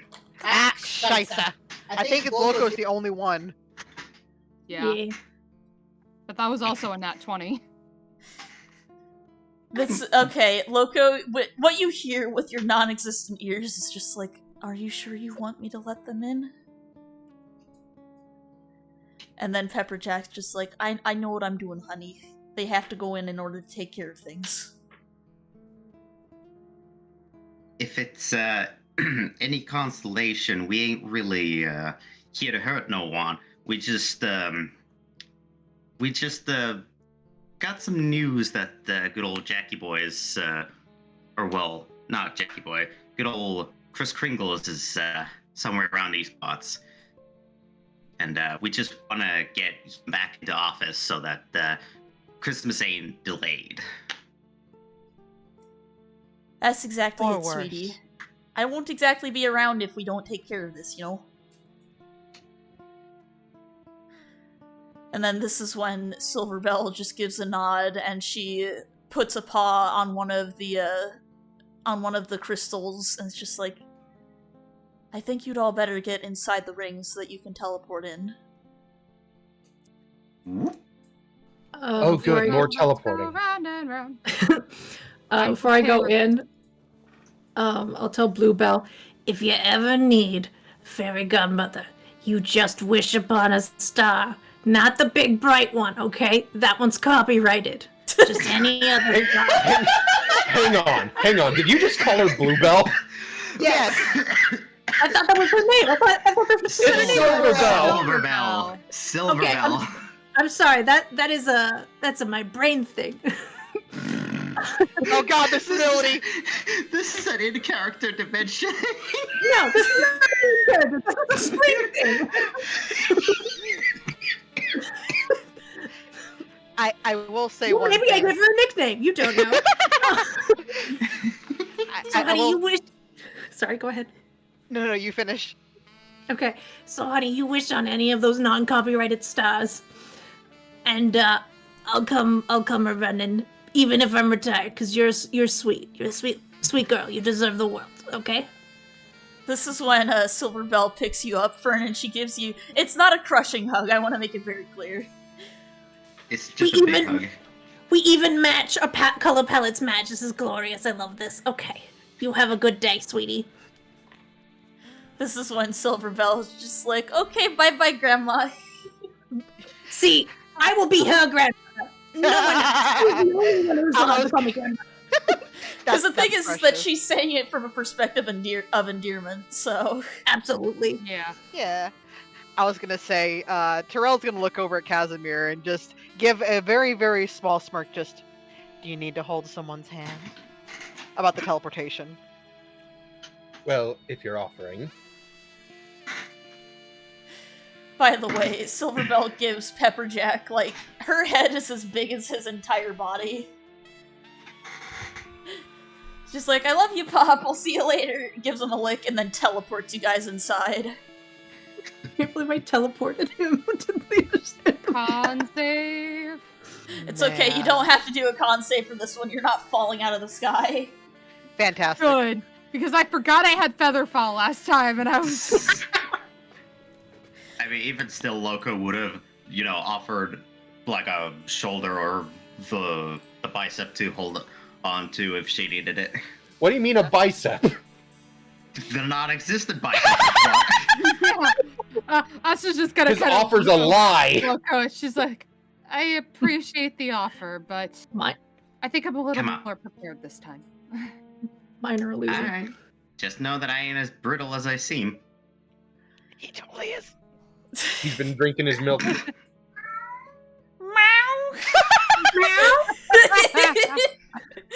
A stray cat crossed your path. Roll initiative. Sorry, I have to assume that's serious. Yes. Oh, You man. adopt the cat. The goober moment. It's just like, meow! And it was like the perfect quiet moment, too. Sirius has Noid's comedic timing. Yes. Sirius is the intrusive thoughts. I mean, he is also comedically able. Oh, by the man. way, in case it wasn't obvious, I'm saying it anyway. He clicks his heels and turns off the boots of speed.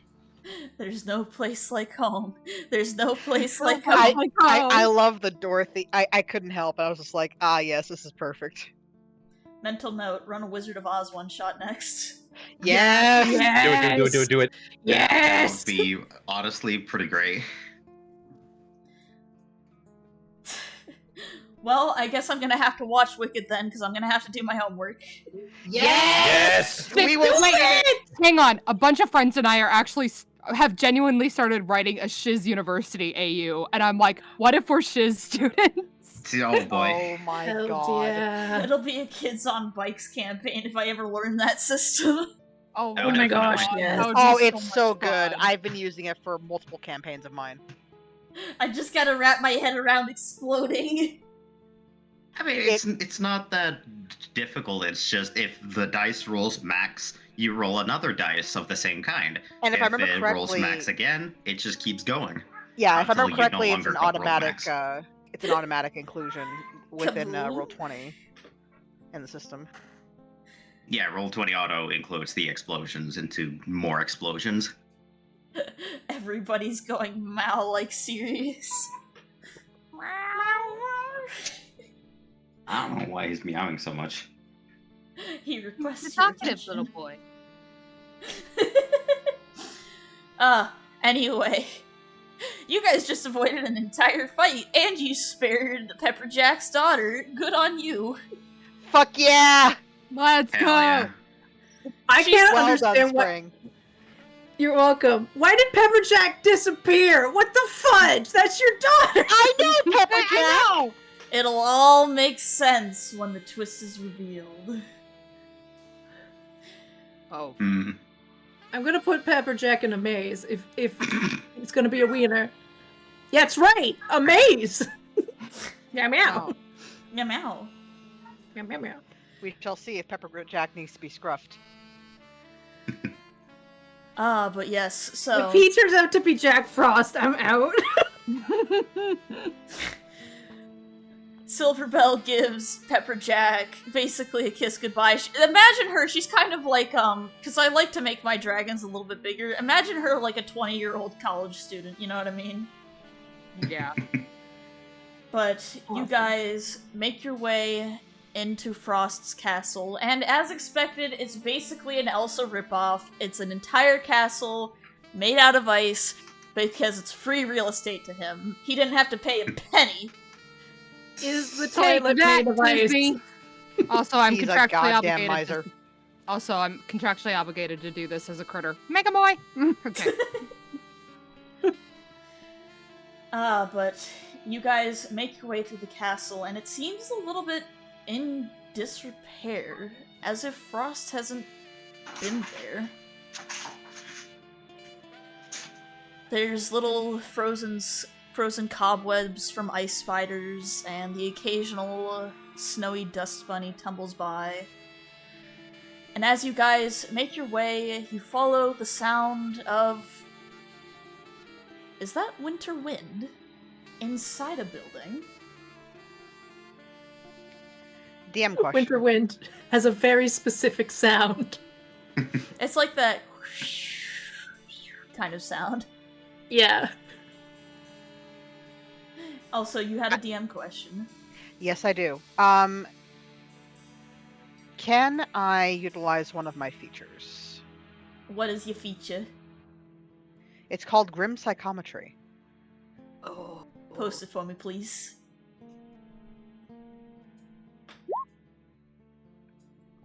You gain a supernatural talent for discerning the secrets surrounding mysterious relics or places touched by evil. Whenever you make an intelligence history check to recall information about sinister or tragic history of an object you were touching or your current location, you have advantage on the check. Okay, go for it.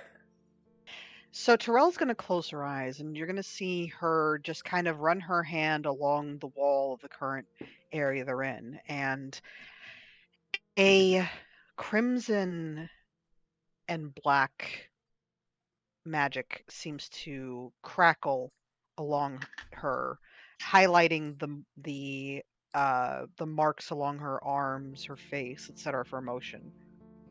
And she reaches out to attune herself to this area. Roll me a history check at advantage.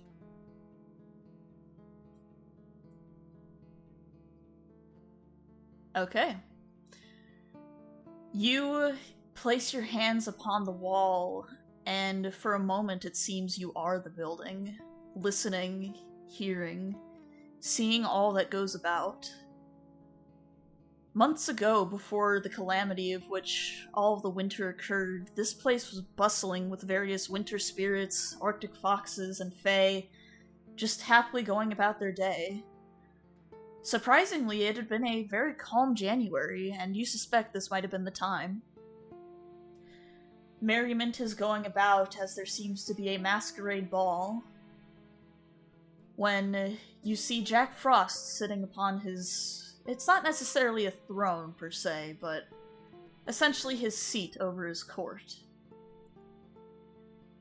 You watch as a mysterious figure makes his way through the crowd, clad not in bright colors of blue, white, and silver, but an ashy gray. He makes his way closer to Frost, and the way that he carries himself seems almost mortal compared to the powers that be. The man in the mask gets closer and closer to Frost, and as Frost is about to cast him out, he points his cane to him. And as you watch the cane slowly rise towards Frost's chest, the sound of a gunshot rings out. And like ice struck with a bullet, the entire vision shatters. Terrell's eyes snap open, and there is an almost half gasp that escapes her.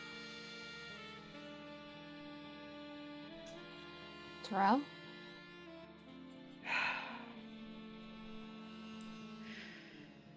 Something sinister is at work here. I believe Frost may have actually been a target.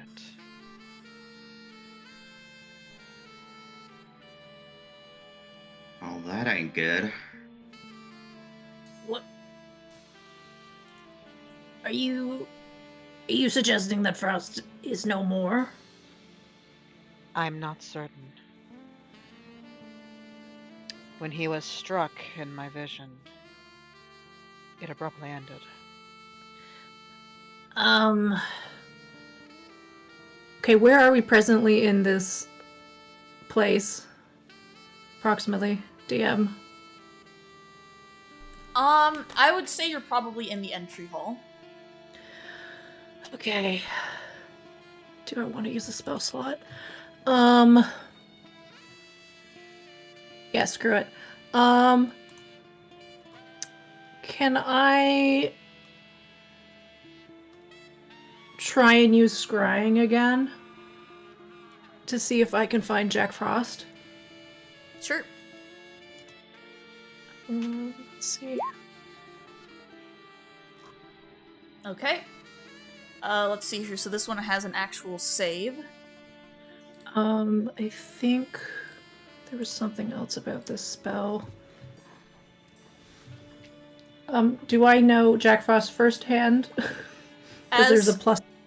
As a fairy godmother, you would know him firsthand because he's Okay. actually directly... The thing is that Frost was not that bad of a guy. A little bit of chaotic goober, but he wasn't really evil. Okay, so there's a +5 to this then, because I know him firsthand. Okay. And what kind of save is this? This is a wisdom saving throw. Yeah. What is your DC? My spell DC is 19 before the +5. Okay, so let's see here. That's going to make it 24. Yep. Natural 1. Ooh. So, I assume you're doing this through the snow globe that Pepperjack gave you. Yeah, I pull it back out because it's ice themed. I shake it.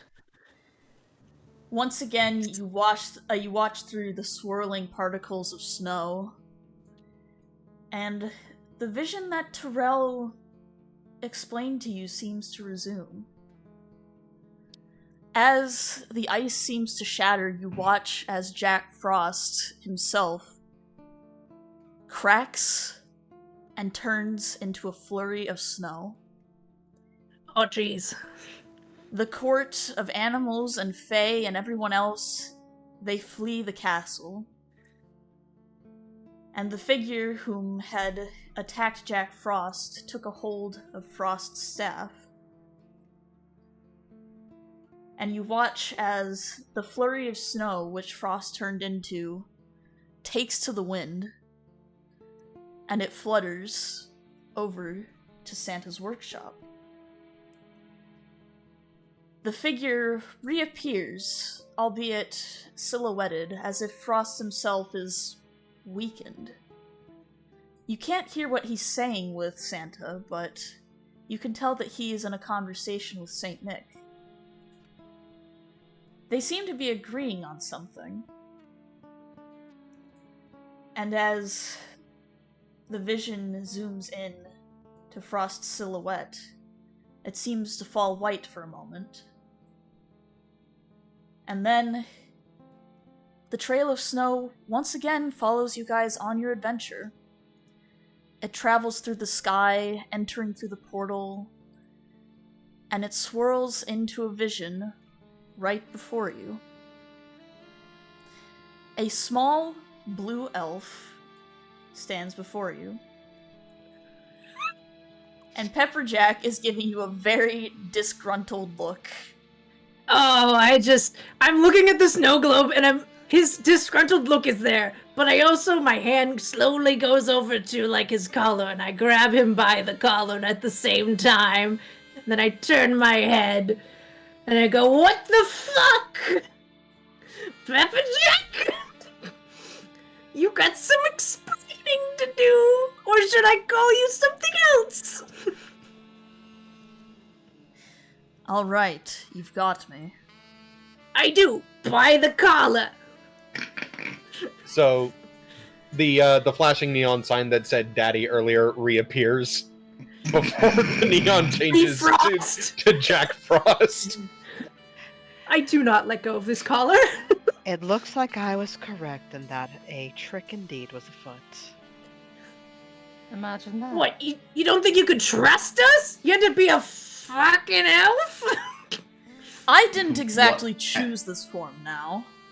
Hang No, on. but Mention, you chose not to. Quite frankly, to give him the benefit of the doubt, if I had just been shot, I don't think I would want to look the way I normally do either. Also, Well, yeah, but you'd still tell people your name. also, Technically, he did. the Loco once again does the whole statue turning around. Never Thought you looked change. Thought you looked familiar. Just couldn't quite place it.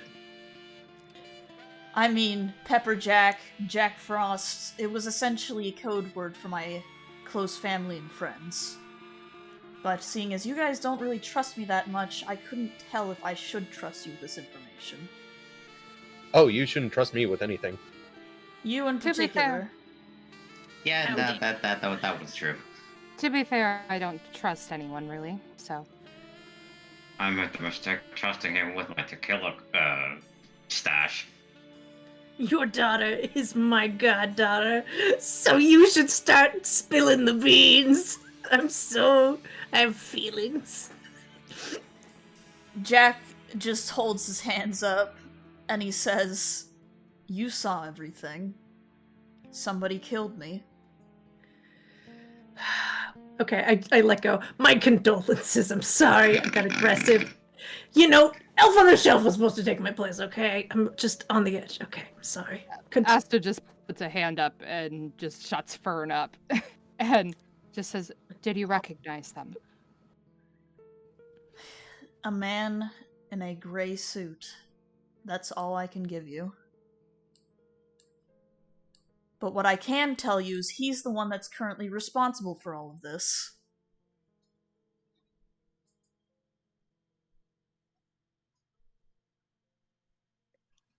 Well, we ain't gonna let him keep on this track. It's bad for business. All of our business. Especially Some- yours. And something tells me that lingering is not going to do us any favors. Onwards and upwards. Downwards, actually, but yes. So should we presume that Santa isn't ice because of the person who shot you? It's Yes. very likely correlation. Okay. Alright, we're dealing with guns. I cannot exactly say his motive, but I know for a fact that he is malicious.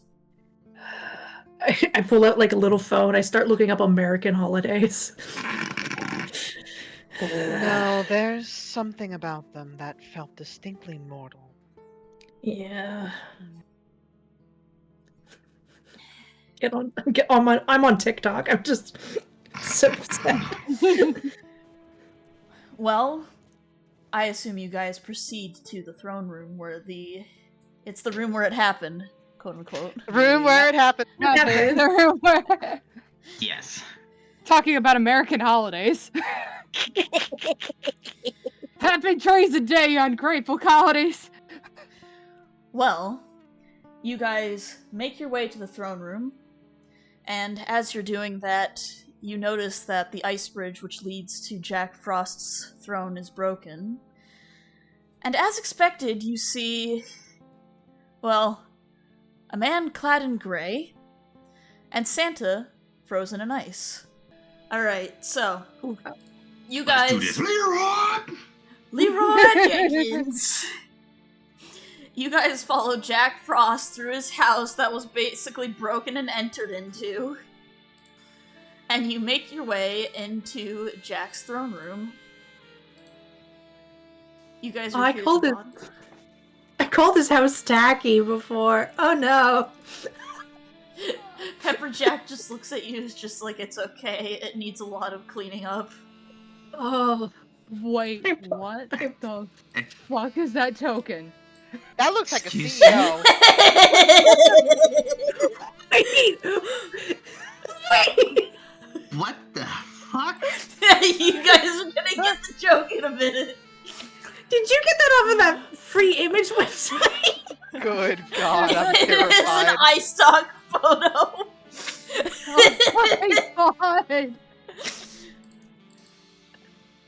Alright, let me see if I can... Good job. Just Fern lost her fucking vacation to an iStock, bro. Is there a way that I can make this token bigger? Oh You my. can, drag from the corners. You know Oh, what? That's token. acceptable. Let's make him a big CEO. Ah! Ah! Jesus. Oh plot my twist. god. His pension matches his ego now. Oh, Jesus Christ. But He's not in yes, this campaign. You guys walk in to see a CEO in a gray suit, like a generic middle-aged white guy CEO energy. And he Ew. is humming to himself, "All I want for Christmas is you," while freezing Santa with the staff. Wait, I want to end him even I'm- more now. I'm confused. Is he a cis white man or is he gay for Santa? I don't... All I want for Christmas is you is implying something else. Okay, not to break the flow too much, but I love how Twist in the chat is just like, kill him with unemployment! I had a very spicy joke. I'm gonna put it in the campaign chat because if I say it out loud, we're gonna be in trouble. Twitch is gonna ban us for spicy. I told you guys there was going to be a piss take here. Here's your piss take. I cast Wish and he gets unemployed. I cast Pink Slip. Oh my god. I'm not going to And allow there's my that, joke. but it's very funny. No, yes, obviously. Okay. Okay. Getting into seriousness. So as you guys make your way in, the CEO turns around and is just like, "Oh, you're not my investors. What can I do for you?" We'd like to invest in something, alright. What you should have invested in is, well, tact. And any ounce of consciousness, but, of course, you're severely lacking in both. I'd ask how your health plan is, but you're a CEO. I'm the CEO of Glamazon Incorporated, the #1 makeup company in the universe. Oh my god. I was pulled out of retirement for this. Who's your supervisor? So I pardon am my the crassness. supervisor. Shit. So pardon my crassness, but what in the absolute fuck are you doing here? He kind of thinks for a moment, and he's like tapping the staff with his fingers, just like, what am I doing? Oh, I know. Increasing profits. See, You Saint ain't Nick increasing is... jack shit by your own death toll. I think that'll be a little bit more difficult than you think it is. But that being said, think about it. How many times has Santa taken the spotlight from you all? Looking at you two, Halloweenies. Listen, I don't Terrell fuck- looks distinctly unamused. Just, oh, you cannot be serious.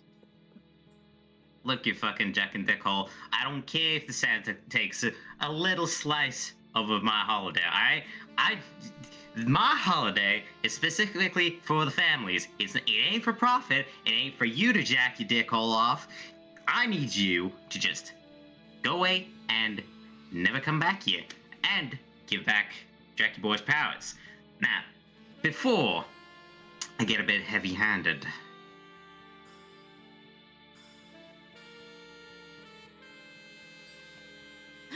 Going along with my esteemed colleagues' comments, capitalism has been the single blight that has corrupted every holiday's essence, everything that makes it, well, special and worth it. So, whatever attempts you're making is simply going to poison everything. We're going to have to decline your efforts, and I echo his suggestion of handing over the staff now. This is when his name is literally, I don't know if I said his name loud. His name is James Michaels. It's the two most like common Oh my men names. God. Oh, kill it with fire. The John Human Man. He really is the John Human Man. He's just he's tapping the staff in his hand, is just like, let me think about it. I hand over the staff of unruly power and inevitably guarantee my death at the hands of 6 semi-immortals. Or I keep the staff, I maintain my power, and I can continue to control every single holiday that I want because I have the power of the weather. I wonder which one I will take. Because think about it, if I have control over winter, I can prevent any snow out I want when it comes to winter deliveries.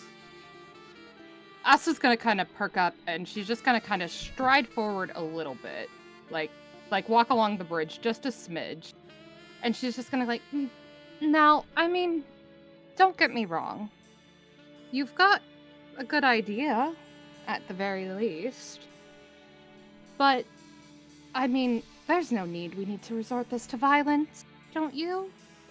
I mean, we've been here for a long time, and we're more than used to sharing the spotlight by now.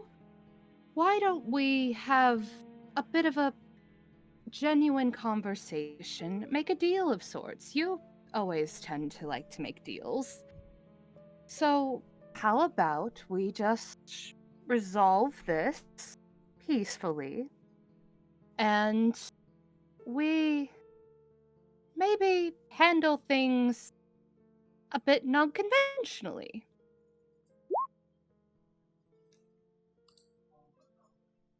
Okay,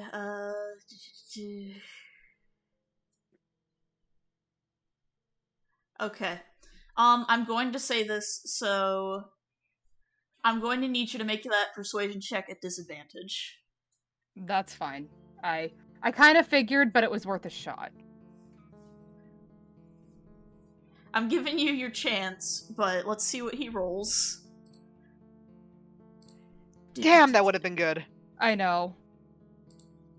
James Michaels, CEO. Okay, and that's going to be an insight.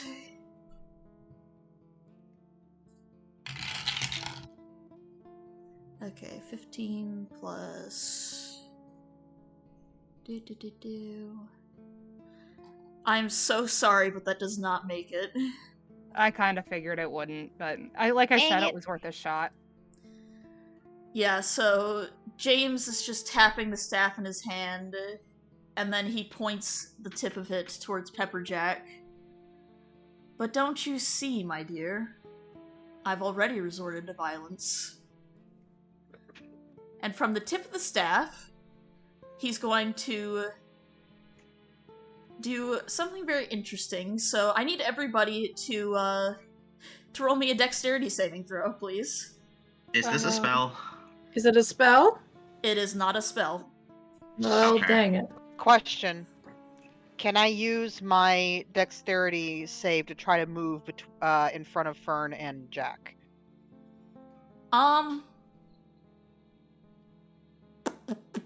It's kind of a cliff there.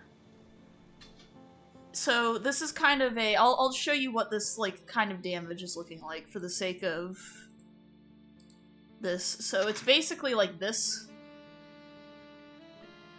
kind of thing. Okay.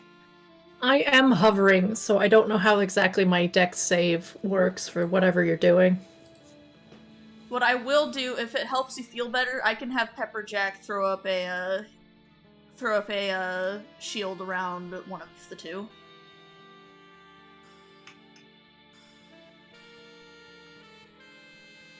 So we're gonna go ahead. So let's see here. That's Oh shoot! I didn't mean to roll that at.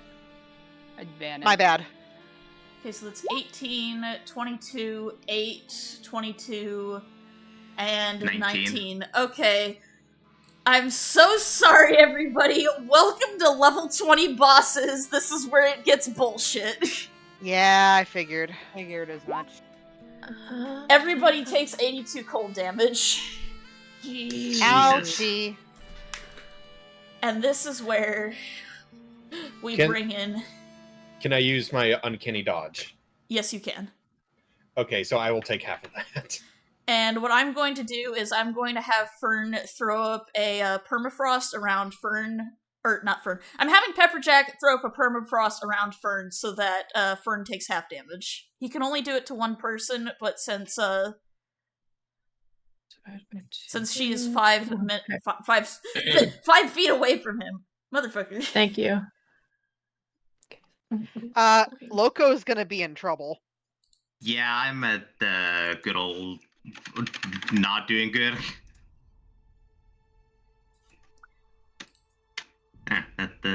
That's a lot of high rolls for that. Good lord. Oh, I have to refresh my roll 20 real quick. Because my bar on my end didn't refresh. Yeah, neither did mine. There we go. Yeah, neither did mine. Okay. Now the background changed. There we go. Alright. Well, Shit again. There we go. Everybody, I'm gonna clear you out real quick, Casimir. Everybody roll for initiative. all right. Okie doke. My token, and let's... Nope, that was Tail! supposed to be Loco, but...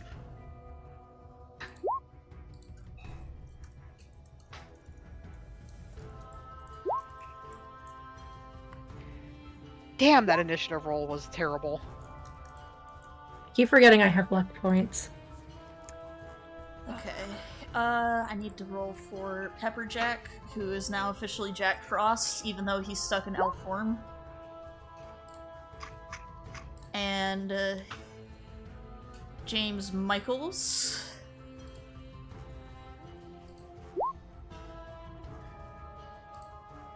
Okay. I'm going to use a luck point, and he has to re-roll that. Okay. 15. And I'm going to have... I have granted Pepperjack a legendary action per turn.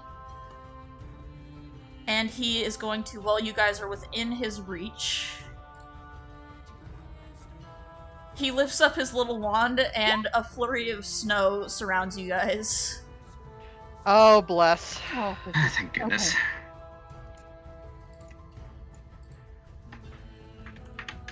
I just realized that my PNG tuber's been changing while I'm doing this because I'm a creature of habit.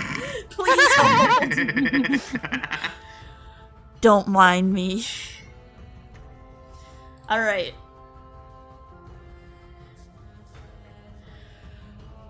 Casimir, really quickly, let me double check. So I'm going to say that that was James Michaels' legendary action. So, Casimir, you're up.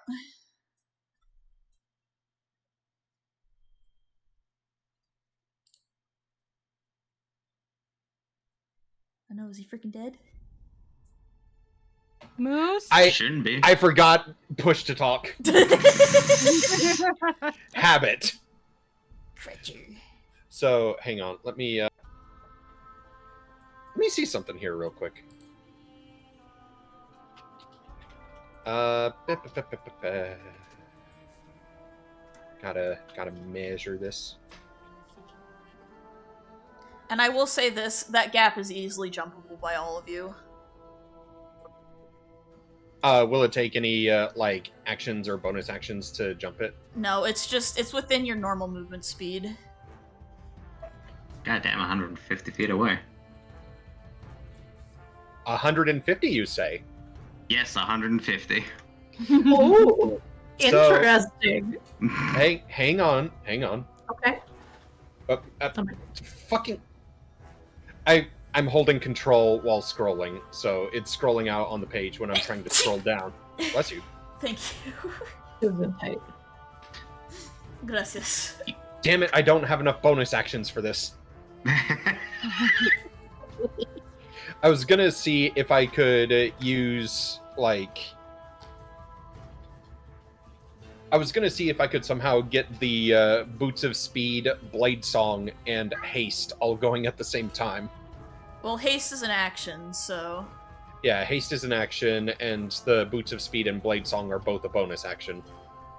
Technically speaking, you can spend your hasted action as a bonus action. I could do that, because it gets me another one. Yeah. Would I still be able to move? Yes. Action, hasted action, bonus action, you still have your move left.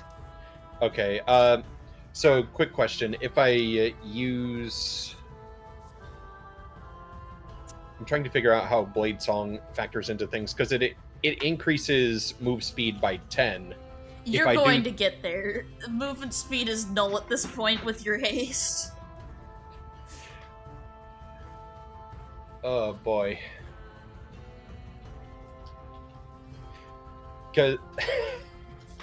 So I think what I'm going to do is I'm going to activate Blade Song, and then I'll use my bonus action to activate the Boots of Speed on the next turn. Because with Blade Song, that'll bump my AC. You're gonna get there either way, so... Yeah, so I am going to use Haste on myself, and then I'm going to use Blade Song. Okay, and you still have an attack action when you get there.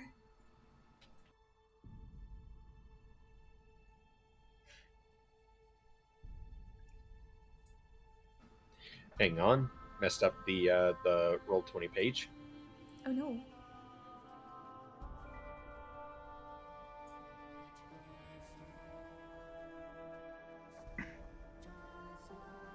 So yeah, I'm just gonna scoop my booty up here. And I'm going to stab him. Stabbing? Technically, with my action, would I be able to use Booming Blade? Yes. So Booming Blade and Green Flame Blade are both part of your action. So you're just casting it in lieu of in lieu of a normal stab. All right, so I'm going to start with Booming Blade.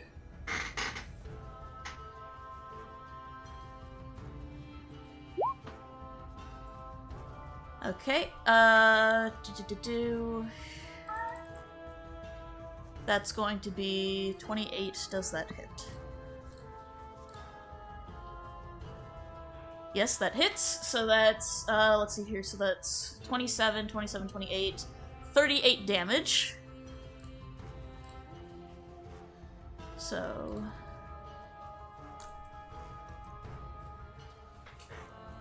Okay. And I take it I've expended all my bonus actions, my movement, my actions, everything. Correct. Send help. Oh boy! Okay. It is the CEO's turn. And he is going to, You know what he's gonna do? He's going to, look at you, Casimir, and he's going to cast Harm.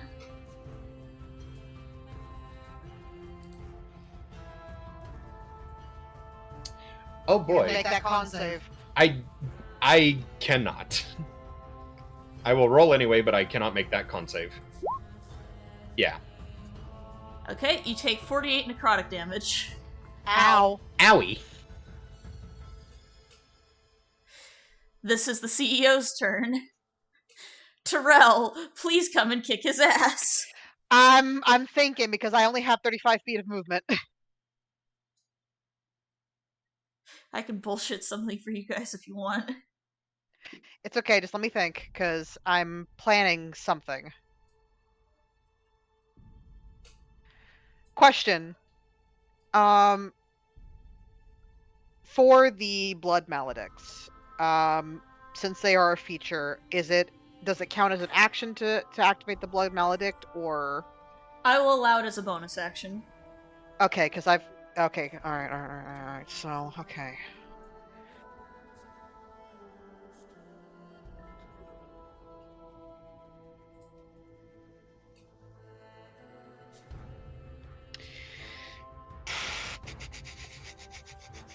Okay, so I'm gonna have to focus on getting there, and then I've got an idea of something I need to activate, because I'll be having to activate 2 things to really capitalize on this. So give me a moment. Alright, so...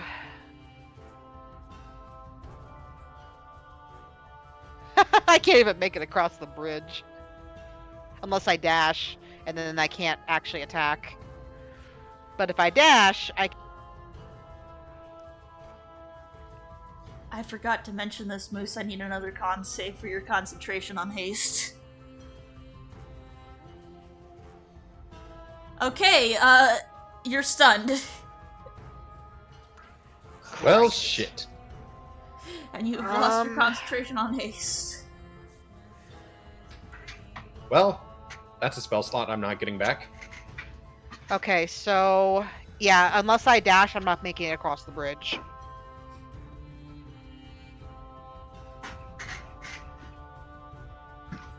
So I'm gonna have to dash, which doubles movement speed, right? Correct. You're basically spending your action to move your same movement speed. Okay. Okay.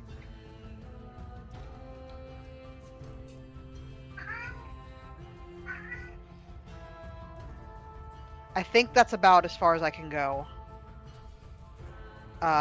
With dash. Don't you have a movement speed of 35? It's supposed to be 70 total, for the dash action. I have to keep alternating between speaking and interacting with Roll20 to try to figure things out, so I must have miscalculated. Yeah, you're gonna be right here. Okay, so... Unfortunately, the only thing I've got is my crossbow. So I'm gonna have to pull out the heavy crossbow. I'm sorry, I have no spells. My weapon only has a 10-foot range, so... It's okay, it's the joy of being the marshal in the party. Right. Of Now, spellcasters. here's my question. Yes. My question. Actually, hold on.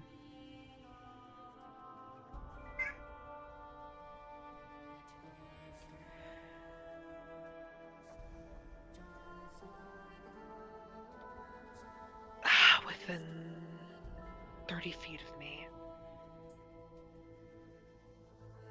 Yeah, it's 80 feet. I can't even activate the damn... Hold on. Holding. Just put it to linger real quick. There we go.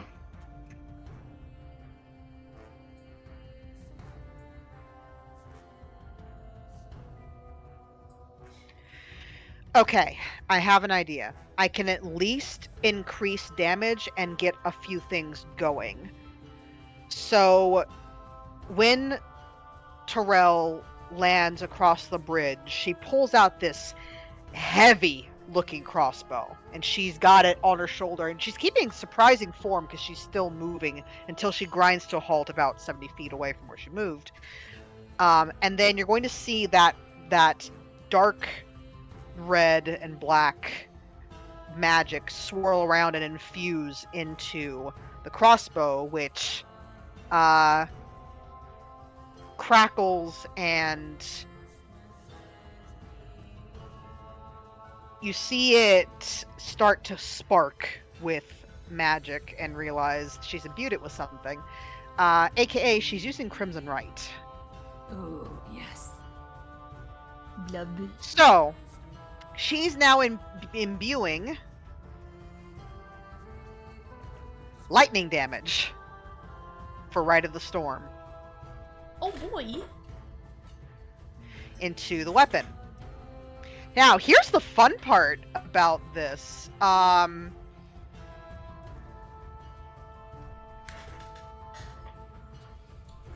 going to trigger something on a hit, which I've got my fucking fingers crossed that I hit, because if I do actually make a hit, I get to activate something that's going to make this very fun. Now, first things first, I do have to roll a Hemocraft die for damage, so give me a moment.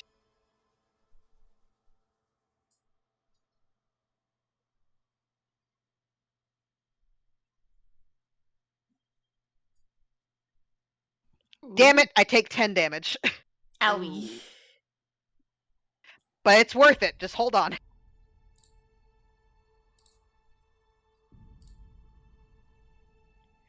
So you see another crack kind of form along the back of her neck, and red liquid seeps out as it runs along her arm and infuses into the weapon, solidifying the right.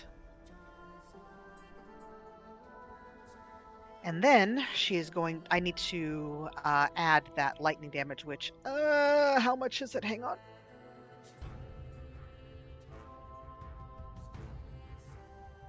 Please hold, this is important. It's okay. It's the D10. Equal to the Hemocraft die. Yeah, okay. So you get 10. Yeah, I get a D10's worth of damage. 1 second.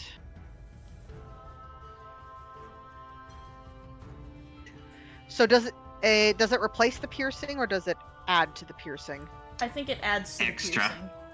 Gotcha. It's extra damage.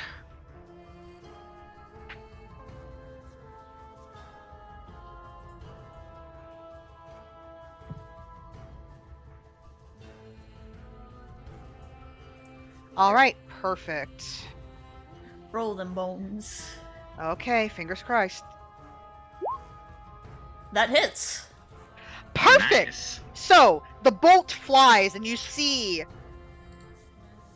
this red-tinged lightning arc as it hits the CEO, dealing 19 points of damage and activating Brand of Castigation along with its included upgrades. So give me a moment to read those off to you. In fact, I'm going to click each one, so have fun. Oh boy. This is a special martial. Brand of Castigation!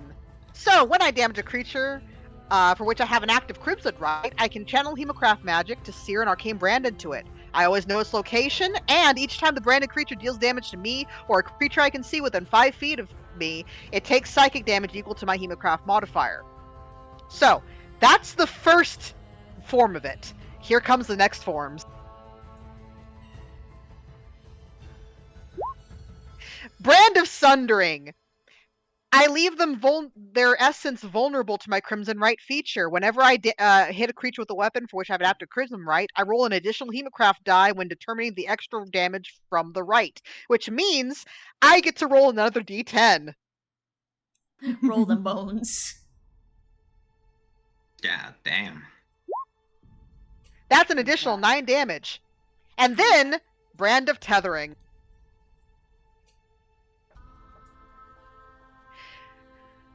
So, the psychic damage that it takes increases to twice my Hemocraft modifier. It can't take the dash action, and any means to attempt to teleport or leave the current plane, it'll take additional psychic damage.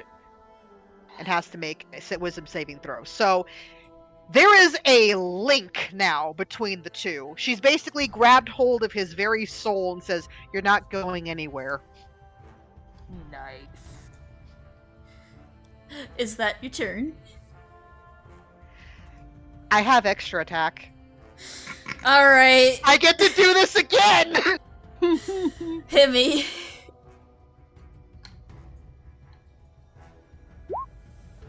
Oh, That is fuck. sadly May a not hit. miss. Damn, That's that's okay. okay.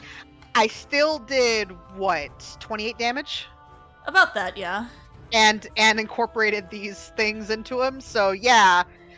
She's coming for his ass! Also, real quick, something I just realized, I don't know if it would affect anything. With Blade Song, I get a bonus to a Constitution saving throw, specifically when it's to maintain concentration on a spell. What's your bonus? It would have been a +4. Then you still have concentration on haste. Sweet. Nice. Nice. Alright, Fairy Wizard, it's your turn to kick ass! Alright, let's see. Okay, so 30 feet gets me here. Right on the edge, which is fine.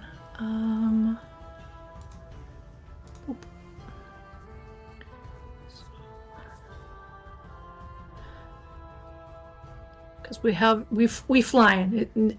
Nothing affects me. So that means he's 120 for me. Yep. Yes. Perfect. Thank you.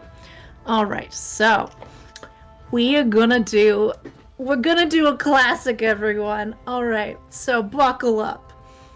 I am going to use a little thing called Overchannel, which allows me to do the max damage of a spell between 1 and 5 level. Now, I'm going to use a spell that everyone loves. It's called Fireball. But I'm gonna go up to level 5 for it, okay? So that's max damage for Fireball at level 5. Oh boy. Goddamn. How many d6s do you have for that? Okay, so we start at 8 d6s. 8, 9, we got 10, so that's 60 damage for him. Casimir, get ready to dodge, bud! Fern, I'm in range.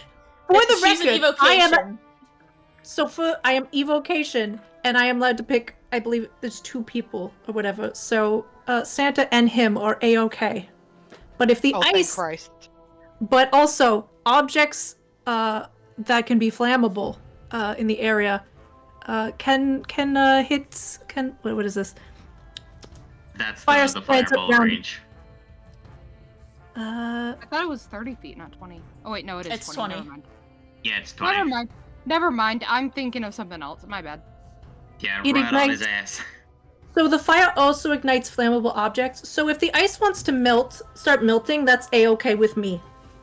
Roll me a d100. Come on, money. Okay. Do I need higher or lower? Because I'll use a luck point for it. Well, I'm just going by percentile, so... It's 46% melted, Santa. You guys see the tips of his fingers, like, start to make its way through the ice. He becomes Fuck an yeah! inflatable man. Alright, is that your turn? I mean, I could you know what? Bonus action. I can use it without doing a spell slot. We could Misty Step. 30 feet. By the way, I have a rule in my games now where basically you can use as many spells as you want per turn. I no longer have the 1 spell slot per rule. Okay. Oh, bless you. Bless you. Because I like that, And in future games, potions is a bonus action. Oh, that is a blessing. Thank you. I forgot to mention it at the start of the stream when we were doing briefing, but yes, you guys can use multiple spell slots per level. Or per turn. Alright, I disappear, and then I reappear in a thing of sparkles and go ta-da! Ta-da! Alright. Loco. Okay. So, about those branches, are they like on the ground or what? So they're kind of twisting into the ground. So Jack Frost is a fae, and he's connected directly to kind of like the fairies and everything like that. Mm-hmm. So these little, it's interesting because these little roots actually are tunnels for little winter spirits. But since James Michaels came around, they kind of flew the coop. Yeah, understandable. And this right here is some shade that Loco can step into, yeah? Yes. So, yeah, Loco kind of steps over here, activates Shadow Walk again, and let's measure here real quick. Yeah, I could definitely get over there. And that is a bonus action. I still have like a bit of movement, so I'll like get up on top of the branch proper. And that's my bonus action spent, which is fine.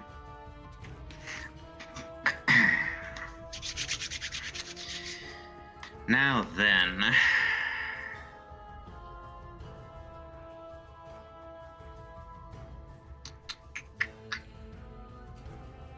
Let me just do it's a little funny something.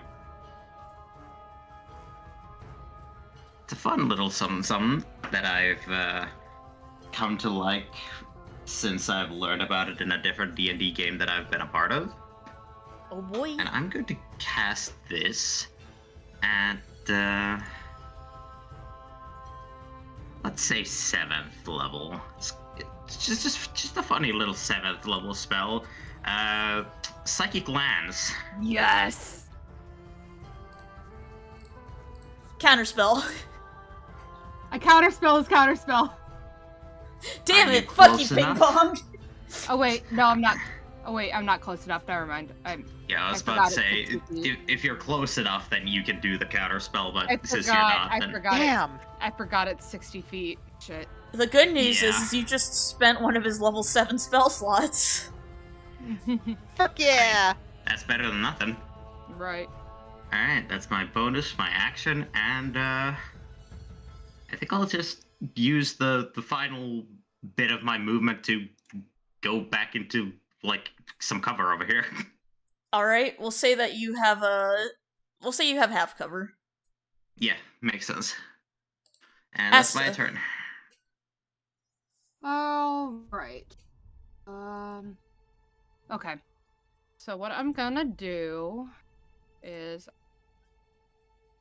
first move up 15 feet here, and then do a good old-fashioned Misty Step. Yoop. It to me 30 feet. Infern. Then gonna move the rest of the way, so that'll to Pharrell. And then from there, I'm trying to think, because I had something in mind, but I'm second guessing this.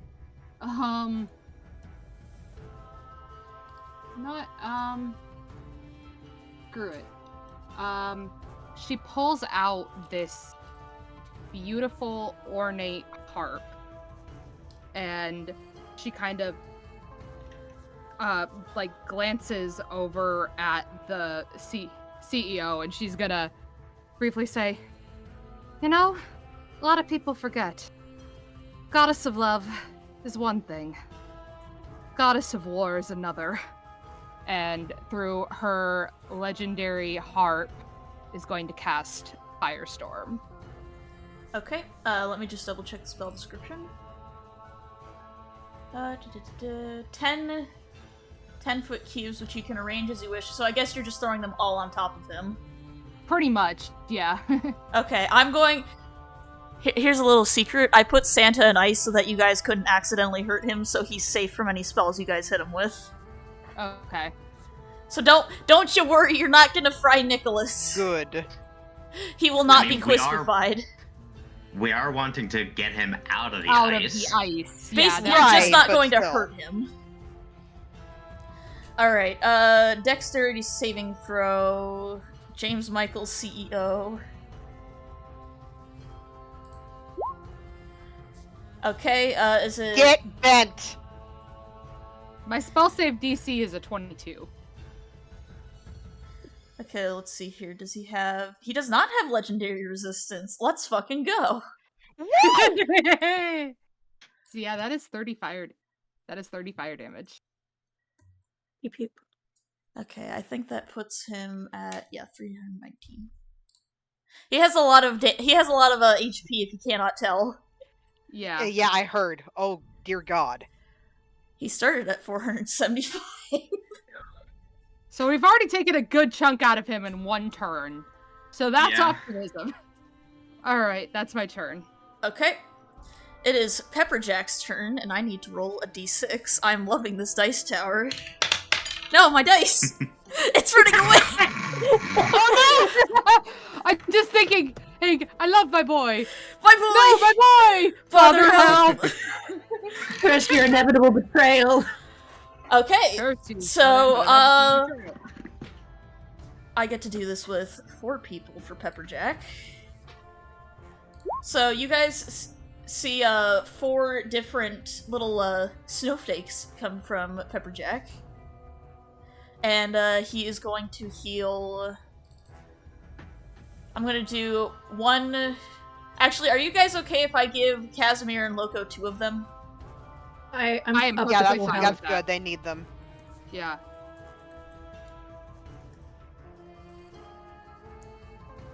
Okay. I'm still okay for the moment. So that is... I'm gonna give the 51 to Casimir, and I'm going to give the 43 to Loco.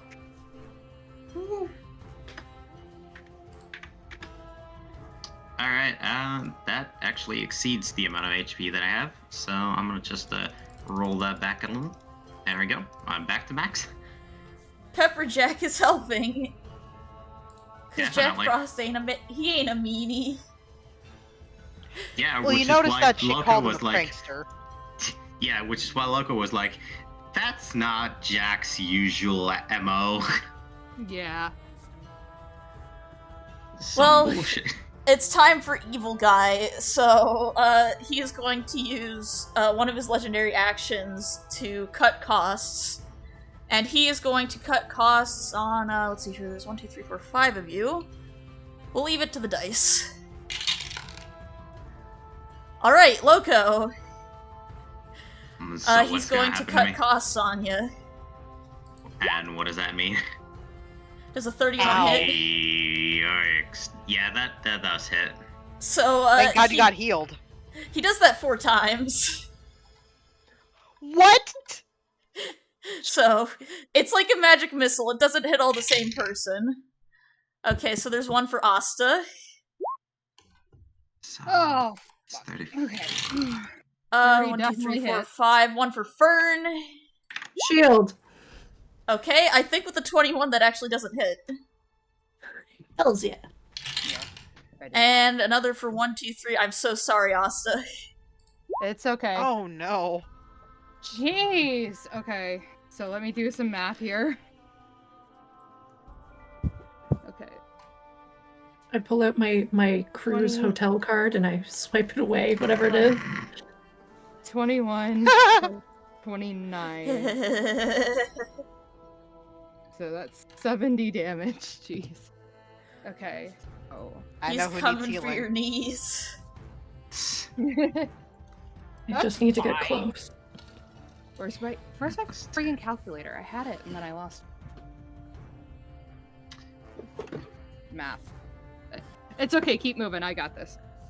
Alright, Casimir. You're still Jeez. hasted. So Yes. with haste and extra attack, that's technically 3 actions I can make, right? Yes. I think you can only sneak attack once per turn, though. Right. And the thing is, I don't have advantage at the moment, and it would take an action to... Actually, it would take an action to get Mage Hand out, but I can use a bonus action. Well, but then I'm out of bonus actions to disengage. I'm gonna be real, disengaging is not going to help you very much when this man is primarily ranged. You know Yeah. what? That's fair. So I am going to use an action to summon my Mage Hand. Alright, I'm gonna put a little circle squiggly. Here you go, here's your mage hand. I mean, I could see it being just some silly strings. He pulls out a can of silly string and shoots out a mage hand. Yeah. The That's thing, amazing. the thing is, with Ledger Domain, they're supposed to be invisible. I mean, yeah, invisible silly string. Hey Moose, All right. you should do the gender reveal on next turn. About that. So about that, Are you doing Hold the on. gender reveal now? why do you think? Hold on. Why do you think I asked if I could, or if I had 3 actions available? Oh my Just god. buckle up, guys. So yeah, for the first action, he's going to summon the Mage Hand. He's going to use Versatile Trickster to give himself advantage for the second action. I take it Sneak Attack doesn't stack with Green Flame Blade or Booming Blade. It actually does. Ah, shit, but it's a bonus action to cast that, and I just used it to get the advantage. Remember, I'm permitting you to allow it as part of your action. Oh, okay. So I will do Green Flame Blade this time. Because you guys are level 20, you're basically gods at this point. It's fine, right? We're gods. We're basically That's basically what the Guardians are. Basically God. Okay, so let's see here. So that... Hey Moose, that hits. Fuck yeah. Woo! Alright, so let's see here. That's 33, 43, 43, 49, 59 damage. So, for the final action, I'm going to flip the sword around so that the pommel is facing him. And he will see that the pommel, it looks like one of those, like, you know those screaming rubber chickens? Yeah. Yes. It looks like the head of one of those. You're pulling, the guy from Puss in Boots 2, when he uses the phoenix. Yes. And he's, like, basically, as he's using the action, he's going to shout, "I cast Gender Reveal Party!" Alright. Roll me And your as- damage. A 60-foot cone of fire. Oh, It won't include the sneak, obviously. yeah, Sneak Attack wasn't supposed to be on that. Alright. Dex save from James Michael, CEO. He's weak to gender reveal parties. He's a boomer.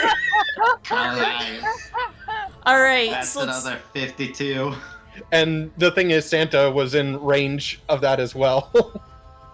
Yeah, Santa was probably in range of the I Fire have pillars, good too. news and I have Fire. bad news. So, Santa's free of the ice. Yay. The bad news is he is incredibly weak right now, so he is not combat ready. He also does not have his sack or his sleigh. I mean, understandable. It's okay, we've at the very least got him out.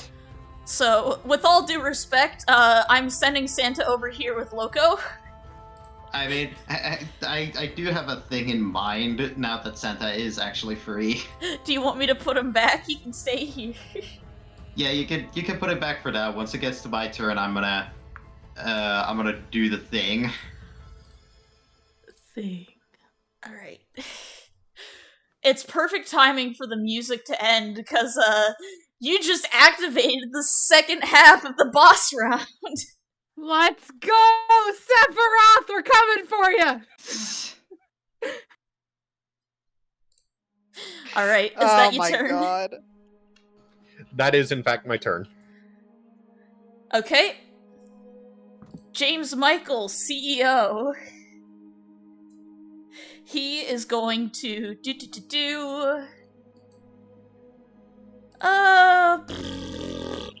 what shall we do today? You know what? He is going to upcast Disintegrate on you, Casimir, to level 8. Oh crap. Let me. Okay, you are within reach, so you know, I think a bloody motherfucking not. Let's go. All right, I'm gonna have him counterspell your counterspell. Let's see if he makes the DC. Let's see here. So he is a charisma caster. What's your spell save DC? It's a 19.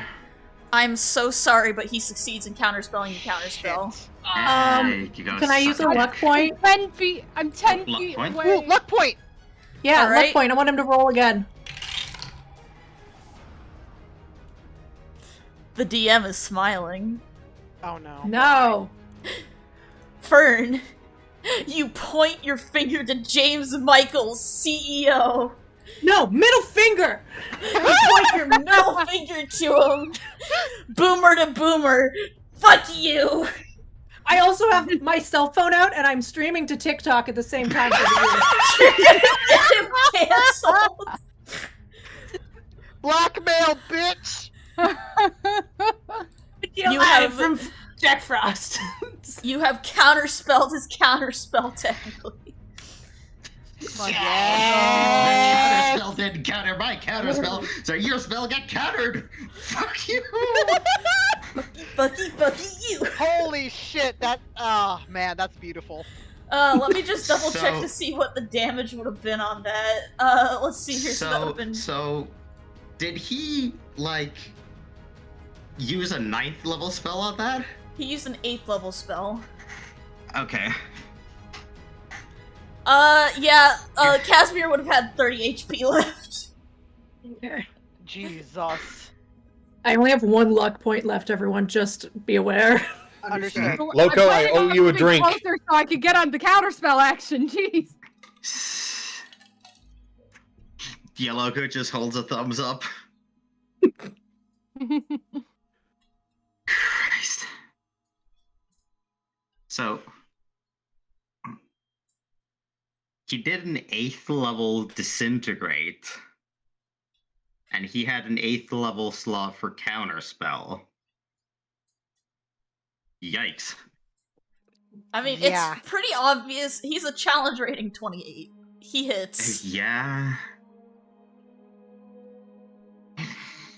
Technically speaking, he counterspells at will. Christ. That's white man privilege for you.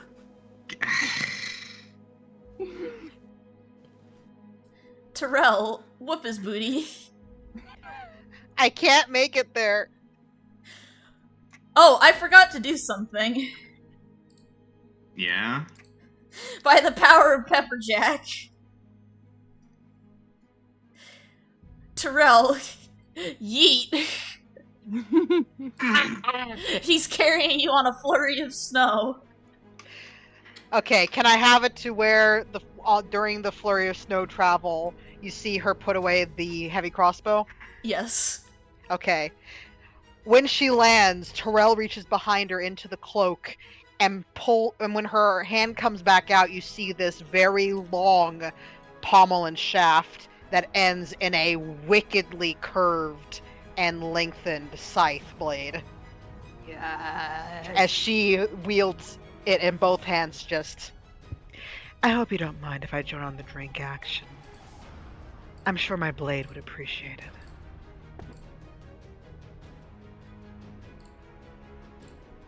Go right on ahead. So, here's where it gets fun.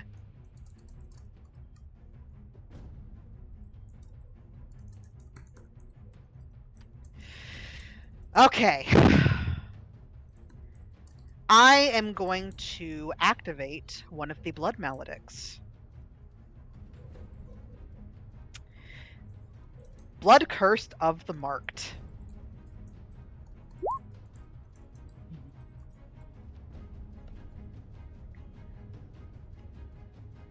Okay. And I'm going to also activate another Crimson Rite, imbuing Radiant with Rite of the Dawn. Give me 1 second.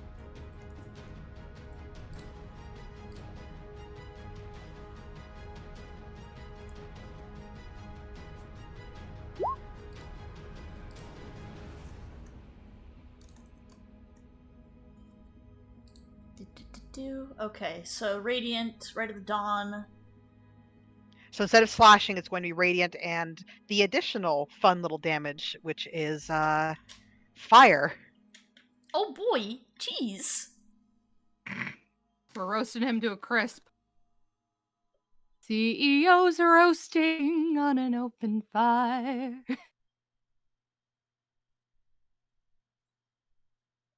Hit me. All right, give me 1 moment.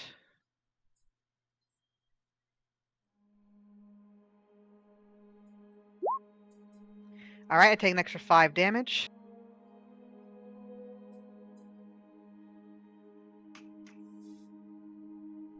CEO, aka piece And of I'm shit. actually going to, amplify, which means I have to roll an additional Hemocraft die, but that means I get advantage on my next attack roll. Oh boy. I will say this: you can flank with Casimir since the mage hand is technically incorporeal. Perfect. I mean, 1 second. Perfect.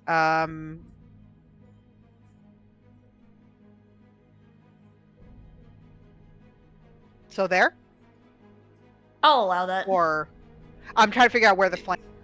It's that little blue squiggly. It's across from. Excuse me. It's across from Casimir. Okay, so I just want to make sure that I'm. You be over here. The mage hand is incorporeal, so you can Gotcha. occupy the same space as it. All right, so I've got Rite of the Dawn active. I've got the Blood Maledict of the Marked on him, and I'm going to hit, and of course I will do extra attack because I can. So let's do the first attack.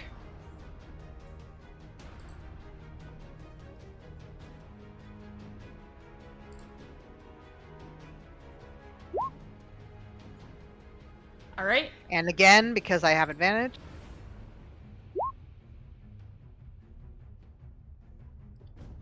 Okay, so let's see here. That's yeah, that hits.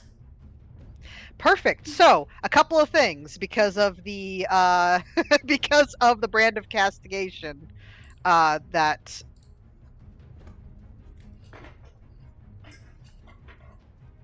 Yeah. So I get to do extra damage. Give me 1 moment. Yeah, so that is an extra Hemocraft die of damage. Give me 1 second.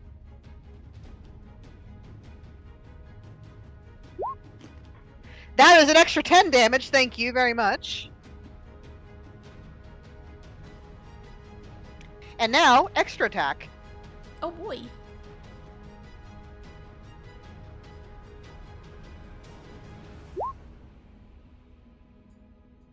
Okay. Do you add Hemocraft to the second die as well? Yes, I will, because it's with every attack. Okay.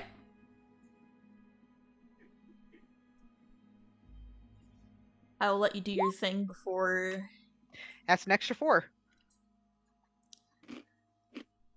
Okay, so, that's going to be 16, 20, 20, 20, 31, 31, 37, 37, 37, 40, 43, 53 damage. Perfect. Nice. And the next time this motherfucker attacks, he's going to take damage. Because most likely he's going to be targeting one of the ones close. And yeah, I've got my eye on that. Bloop, bloop. Don't mind me, I'm just doing my calculations. Gotta do my numbers. Mm-hmm. Okay. Is that your turn?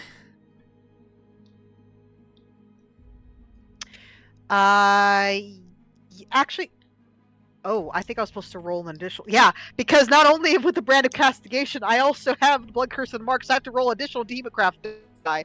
Oop! Oh no. So hold on, he actually takes more damage. Give me a second. It's okay, I'll just subtract it from what we currently have. 1! 11!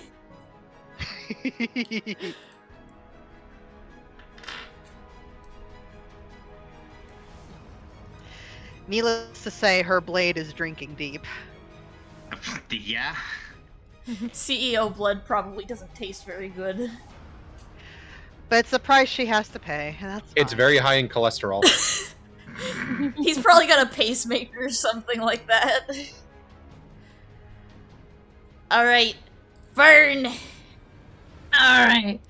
Fern is gonna go 30 feet and then burst into sparkles and do bonus action Misty Step once again. All the way to the tippy top of this little foot. And now, because I am... Oh, baby, here we go. Okay. Alright. Okay.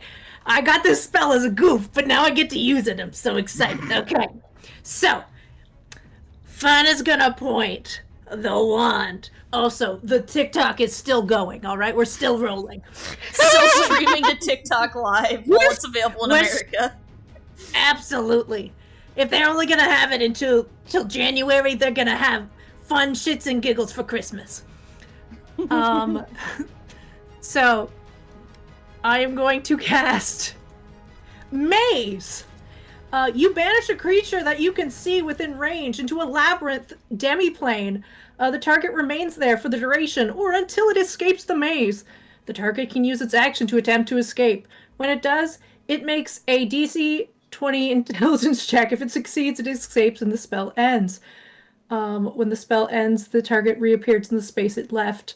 And I would like to add flavor text that the labyrinth is actually an unemployment office. It's A never-ending Yes! A never-ending, like, that little, like, the lines to, like, wait to, like, apply for unemployment. It's just endless rows of, like, trying to find someone to help you to apply just to get help from the government. You have to find the only working desk for unemployment. Yeah. So he has to wait until his action, I guess. Okay, so, let's roll this. So it's a DC 18 intelligence saving throw. 20. That's for escaping. That's for escaping. Ah, got Her it. spell What save he's is... doing right. No, my is spell what save he- is 19 on my sheet. I don't know why it says 19 there. Okay, he rolled a 31. So he's Dang it. not going to unemployment just yet, but that was beautiful.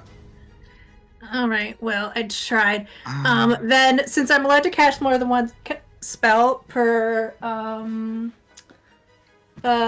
thing, because you said I could, I'm gonna cast Witch, and I wish Santa had all of his gear and he was ready for battle. Is it a shit! bonus action spell?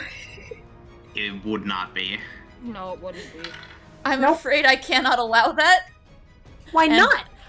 Which is an action. You said It's an action, and I'm gonna let you in on a little secret. I didn't build a stat block for Santa. Oh, well, He's a okay, hold on. non-combatant in this case. Well, I'm let so me- sorry. Yeah, so Let me retcon that. yeah, so see, the thing is, you can cast an action and a bonus action slotted spell. You have just- to have the actions to cast the spells. Yeah. Well, you told me that I could cast as many spells as I want. You didn't clarify. You gotta clarify in this, okay? I'm sorry. I'll take it as I'm- face value. Well, now we're clarifying it. Okay. All right. Thank you, everyone. I'm sorry. It was unclear. I just meant Oh. that you're not restricted to the one per. Oh no, I hear the narrator! The narrator's speaking to me! I know TikTok. the narrator, he's got a smoker voice. Instructions unclear. Got wand caught in ceiling fan. Alright, guys. Well, I guess I'm just gonna, like, start rambling off the name of his company and stuff so that the youths know. So they start flooding his contact email and We're stuff. doxing him live on TikTok, folks. Basically. You use your bonus action to check the Dow, and his stocks are going down severely because he's ruining Crimo. Yeah. Loco. It's not just Crimbo, it's all other holidays too.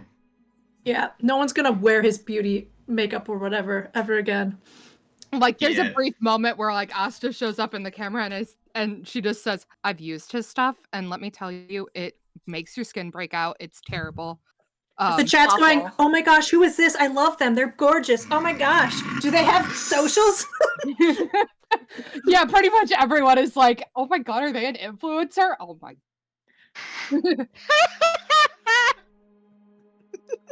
Alright, well, first things first, Loco's gonna use his bonus action to call up his pet hound, Gato, right over here.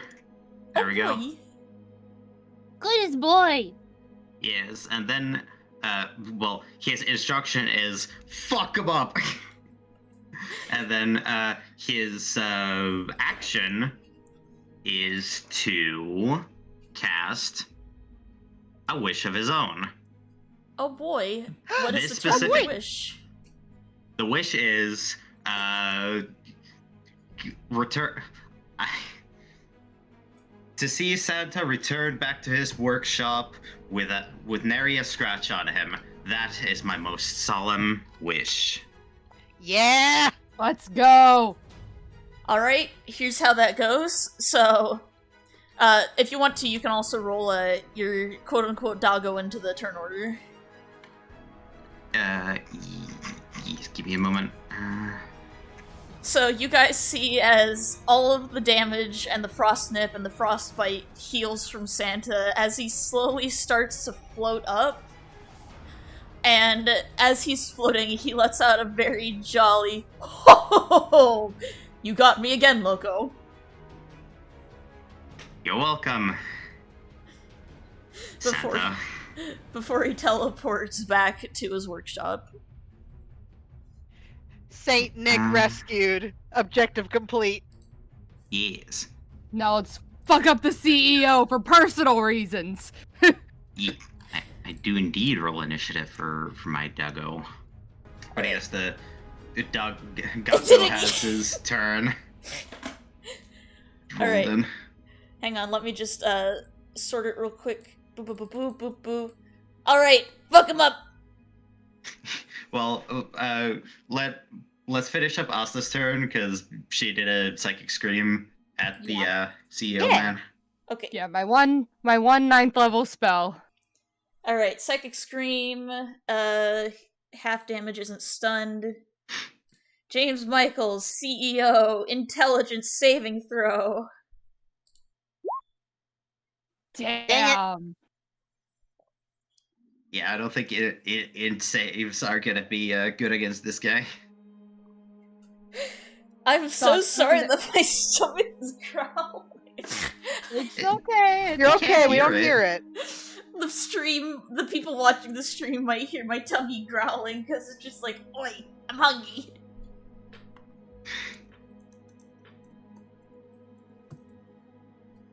But that's still half damage, so. Yes. Yeah. Okay, so that's minus 30 damage. Alright. Nice. Also, Casimir has a bardic inspiration for his next turn. Yeah. Yeah. And now Gato will do his quick thing. Alright. Kick his ass. It's just gonna be a regular bite, which is most likely not gonna really. Well, hang on. You could quisp him. There's.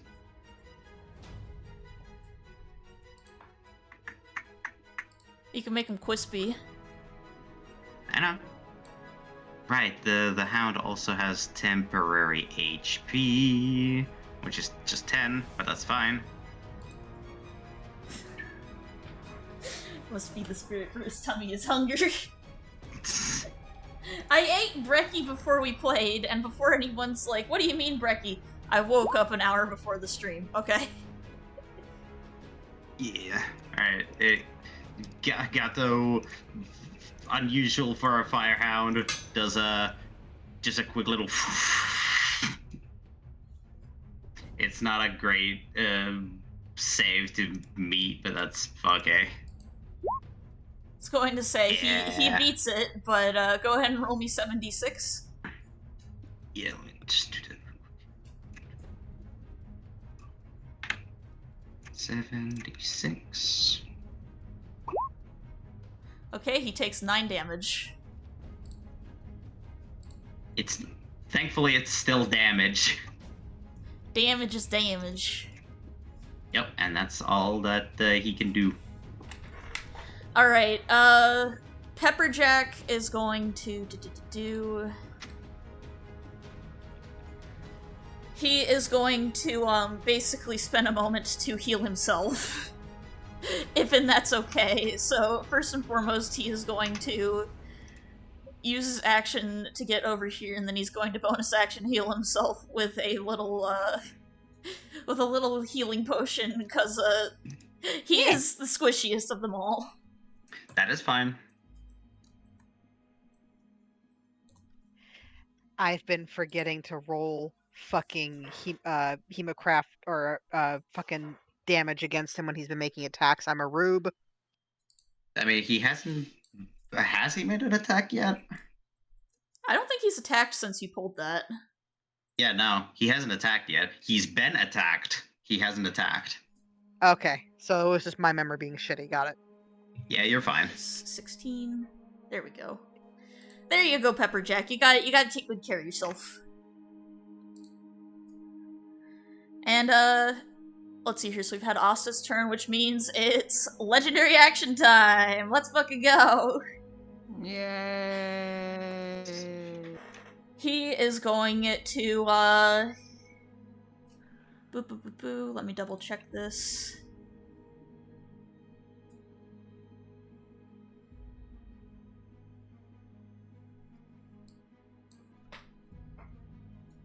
Okay. Are you ready for this, boys and girls and non-binary friendos? Aye, Captain. We'll see. Oh boy. He becomes an ice statue. What? He is frozen. I was just about to say, I have thunder. Huh. Fuck yes, let's go. That's interesting. Wait a minute, hold on. Quick thing, what do you mean if the ice remains at the start of his turn? So he's gonna get healed no matter what because he has a turn before all of us, or is it the next turn? That's what I need to determine. It is until the start of his turn, so he gets healed unless, like, basically as much as damage as Casimir can do against him. What the fuck? He's a bullshit. Do you see this bullshit happening right here? So, That's bullshit. so basically, even if I got off 3 sneak attacks, it would only be the thunder damage that does anything. Correct. Well, I guess I'm using 3 booming blades. Oh boy. Alright, Casimir, you're up. I'll go ahead and not add the sneak attack modifier so that doesn't get mixed up with the thunder damage. He's technically immune to all magical damage. I noticed that, yeah. Yeah. Yeah, So is you there do even a magical point? damage, but not the physical damage. What Noid Plus, you said. can- So Plus, sneak you've attack also counts. And you've got the bardic inspiration. Wait, oh. So read the text. He's immune to all magical damage aside from thunder and force. Okay. I'm so glad I grabbed the So- Right of Thunder. So, like, the fire damage from the weapon won't work because it's technically magic, but the piercing damage and the sneak attack damage will. Correct. Yes. All right, let's let's roll 3 sneak attacks then. You only get 1 sneak attack per turn. That's how it works. Ah, damn. So even if I'm flanking and have advantage for all 3? Yes. Well, yeah, it's basically the sneak attack is a once per turn thing. Ah, damn. Okay. Well, But I'll you do it can on. attack multiple times. Yeah, I'll do it on the first one, and then I'll just do a regular attack. For the other 2. Where's the thing? There's the thing. Alright, that hits. Alright, deselecting. And you're using thunder instead of fire damage? Booming blade. I didn't have Booming Blade ticked. But you intended it. Yeah, I intended it to. Alright, so go ahead and roll me one more time. Your attack. Do you want me to take Booming Blade this time, or just... We'll just do Booming Blade in one big go. Alright. So we're raw dogging this. Ooh! Okay, Ooh. so what's the damage of Booming Blade? It is an additional 3d8 thunder damage per hit. Okay, so an additional 3d8, so that's going to be 68. You're going to roll me 12d8.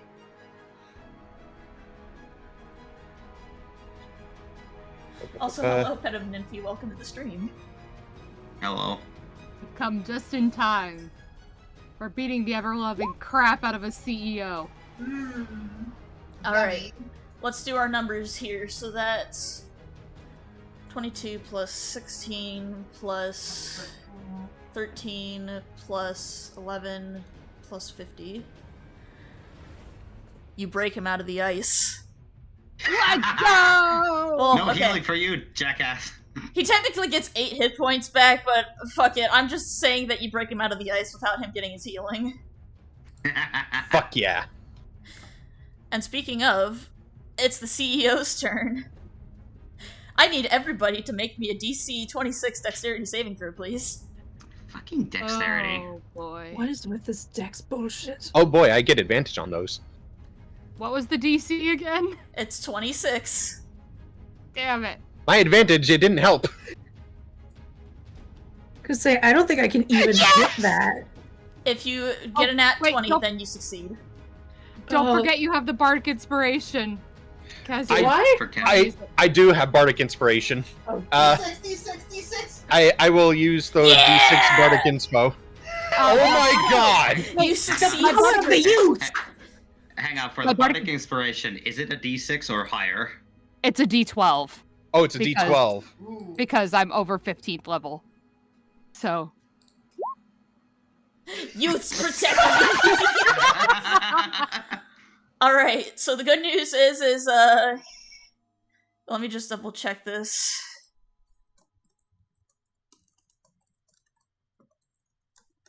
Okay. I think the only ones that don't make it are Loco and Asta. Yeah, I'm so sorry, Loco and Asta, because this is everybody in the room, and I also need to double check to see if Pepperjack makes it, because despite being Jack Frost, in his little elf form, he is not immune to cold damage. Ah, scheitze.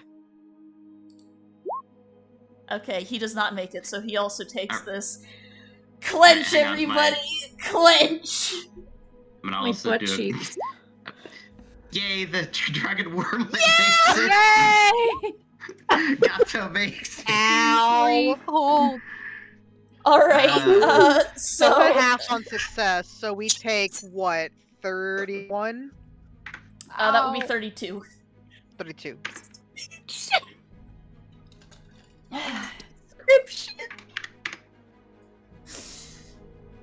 I mean, both Pepperjack Loco ain't and doing DM question. Gato are alive. Yes. Yeah, Asta's alive, but not barely. DM question. Can I use my reaction to that? Because I have a blood curse I can place, if so.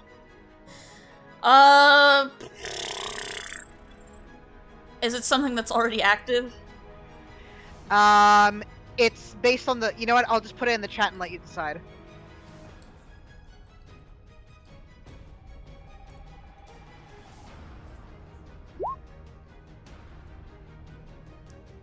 Blood Curse of the Eyeless.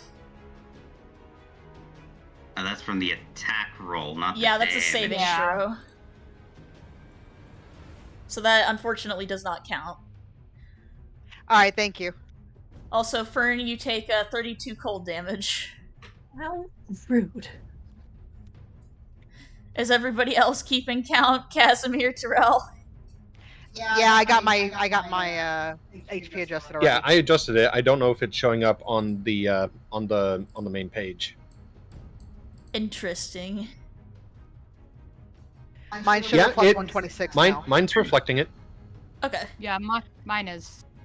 Sometimes you gotta refresh. I will refresh then. Please hold as I pause the music. Okay. Oh, the Technical dramatic difficulties, your campaign is important to us. Just minor ones, thankfully. music.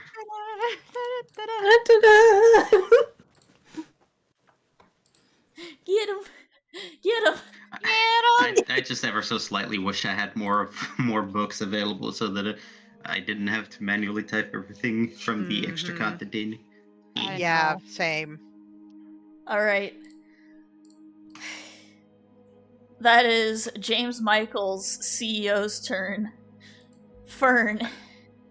Okay, so kind of playing on the same as my last turn. I have a question, DM.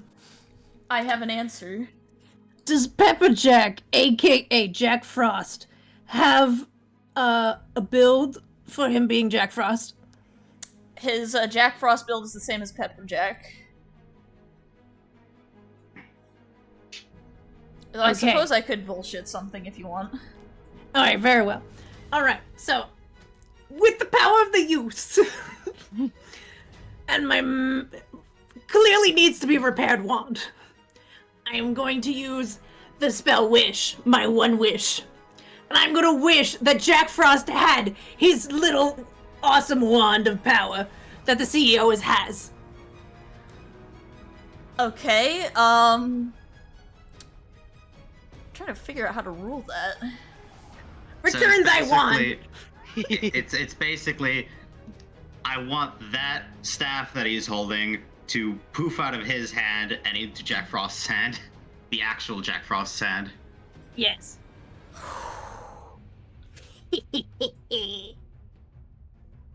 Goblin energy. Activate. Oh, you have me at a conundrum, Spring. Do I be the You bastard gave or me- not? A free wish. Maybe- Is this a coin flip area? Either a coin flip or I was thinking a D100. Alright, Spring, Mhm. evens or odds? The odds are forever in our favor. Alright, here's how this goes. Okay.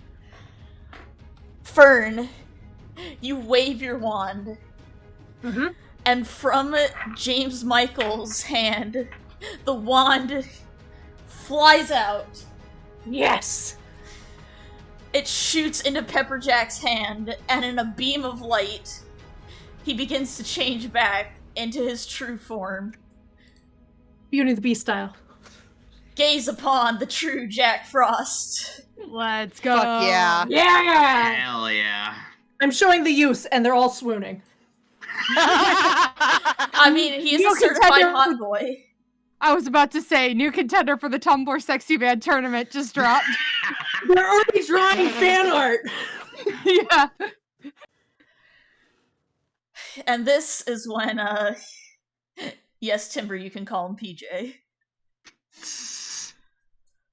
Technically Basically- speaking, Basically, Fern felt bad for calling his decrepit palace shitty. So this is kind of me trying to make up for that. it's about to become a lot more decrepit. Oh no.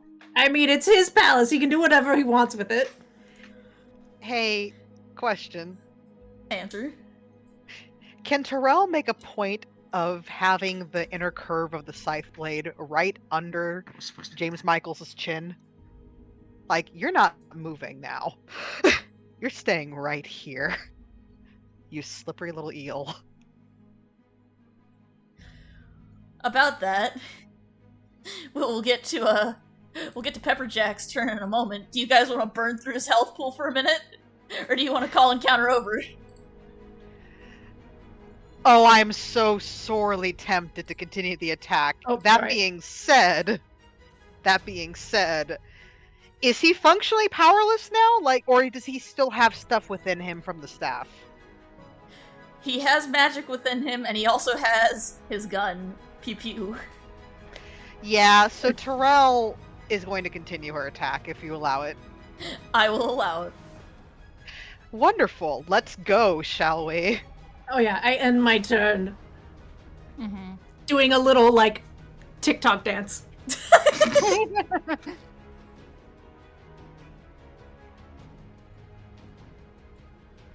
So Man's been on screen for less than a few minutes, and he already has various proposals. I'm handing out his digits on TikTok. No. So I'm going to reactivate Blood Curse of the Marked. And I'm going to allow myself to take another D10 Hemocraft damage to make sure I have advantage.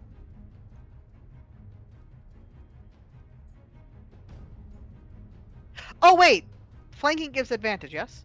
Yeah. Never mind. Yeah. I am a You don't- dumbass. Never mind. No, So you're, it's you're fine. But Blood Curse of the Marked reactivates, which means, yeah, there's going to be additional damage to these attacks. This is gonna get messy. Oh boy, messy. Casimir's in the splash zone.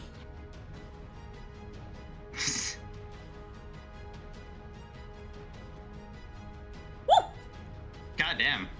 That's nice.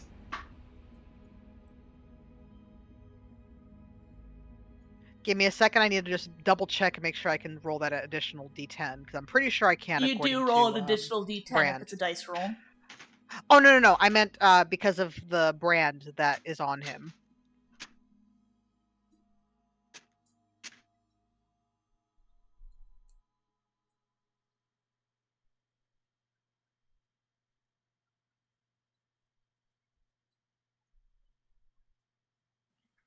Yes, I do get to roll 2 D10, so I get to roll another D10 against him because of Brand of Sundering. Oh boy. And now the second attack.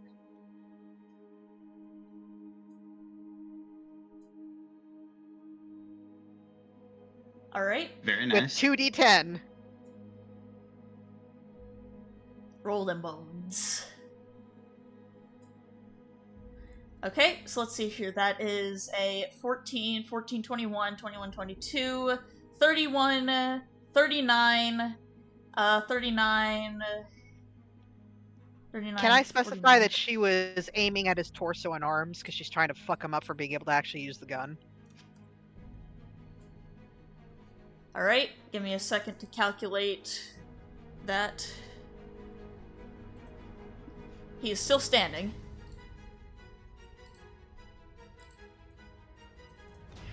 I believe that is all I can currently do, but I did my best. It's okay. Gato. First, I'm gonna roll a d6 to see if his fire breath gets recharged. It does indeed. So a little more quispening. Crispy. Alright, dex save. At this rate, it's really just a... Where did my character sheet go? Come back here. Where? That's fine. Meh. Alright, dex save for the benefit. Alright, Yeah, it's roll me still my gonna be at bones. half damage. Oh, damn! 15 damage. Nice. Very nice. He is not doing well. Good. Boo-hoo. Loco. And that's... Yeah, that was Gato's turn. Loco, this time, is going to... hang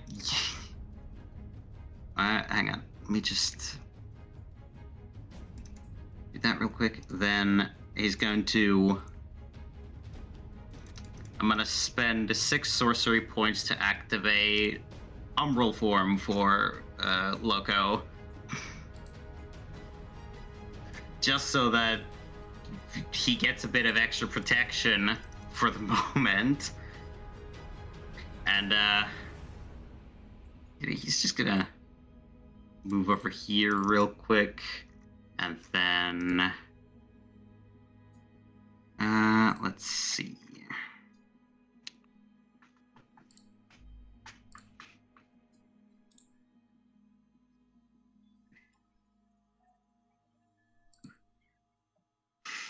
From here, can I see the gun? You cannot see the gun from this perspective. Okay. Then it's just gonna.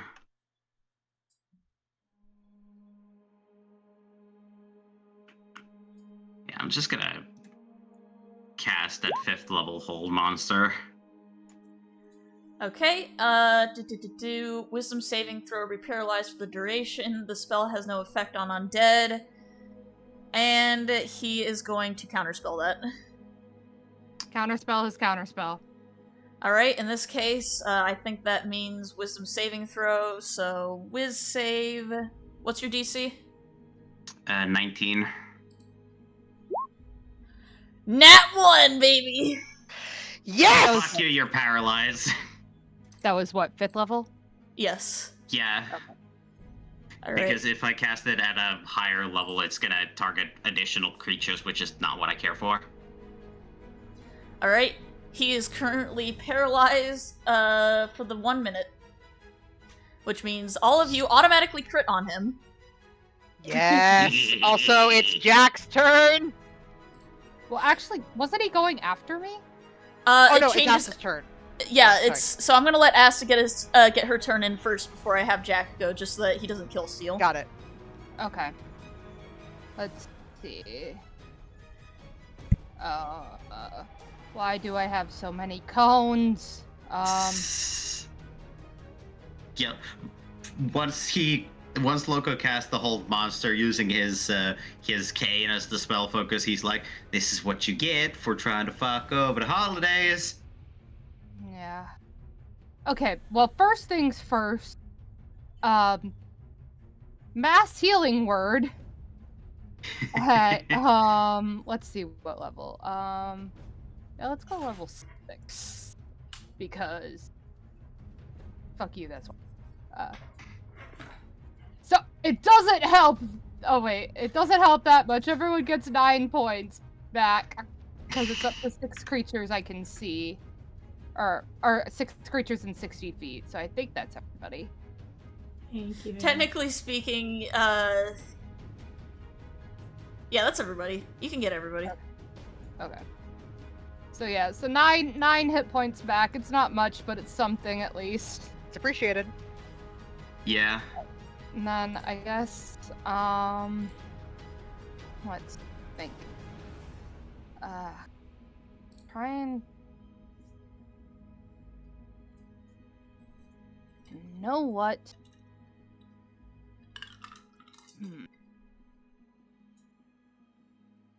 What?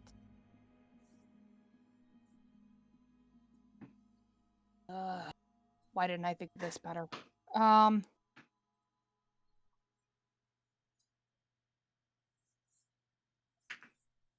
You know what? Screw it. It's the holiday. Let me double check this.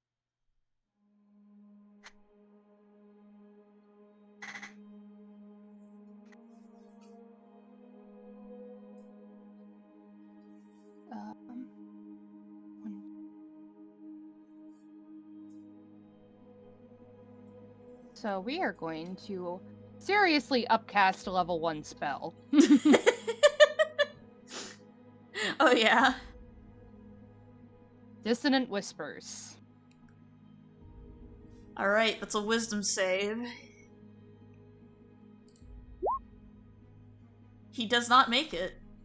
So that's a lovely 30 points of damage. So he cannot move, and unfortunately, he has 1 hit point left. Oh Get man. the kill. Get the kill.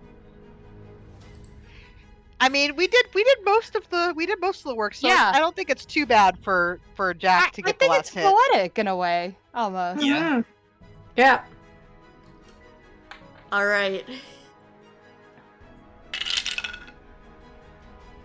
You know, this feels fitting.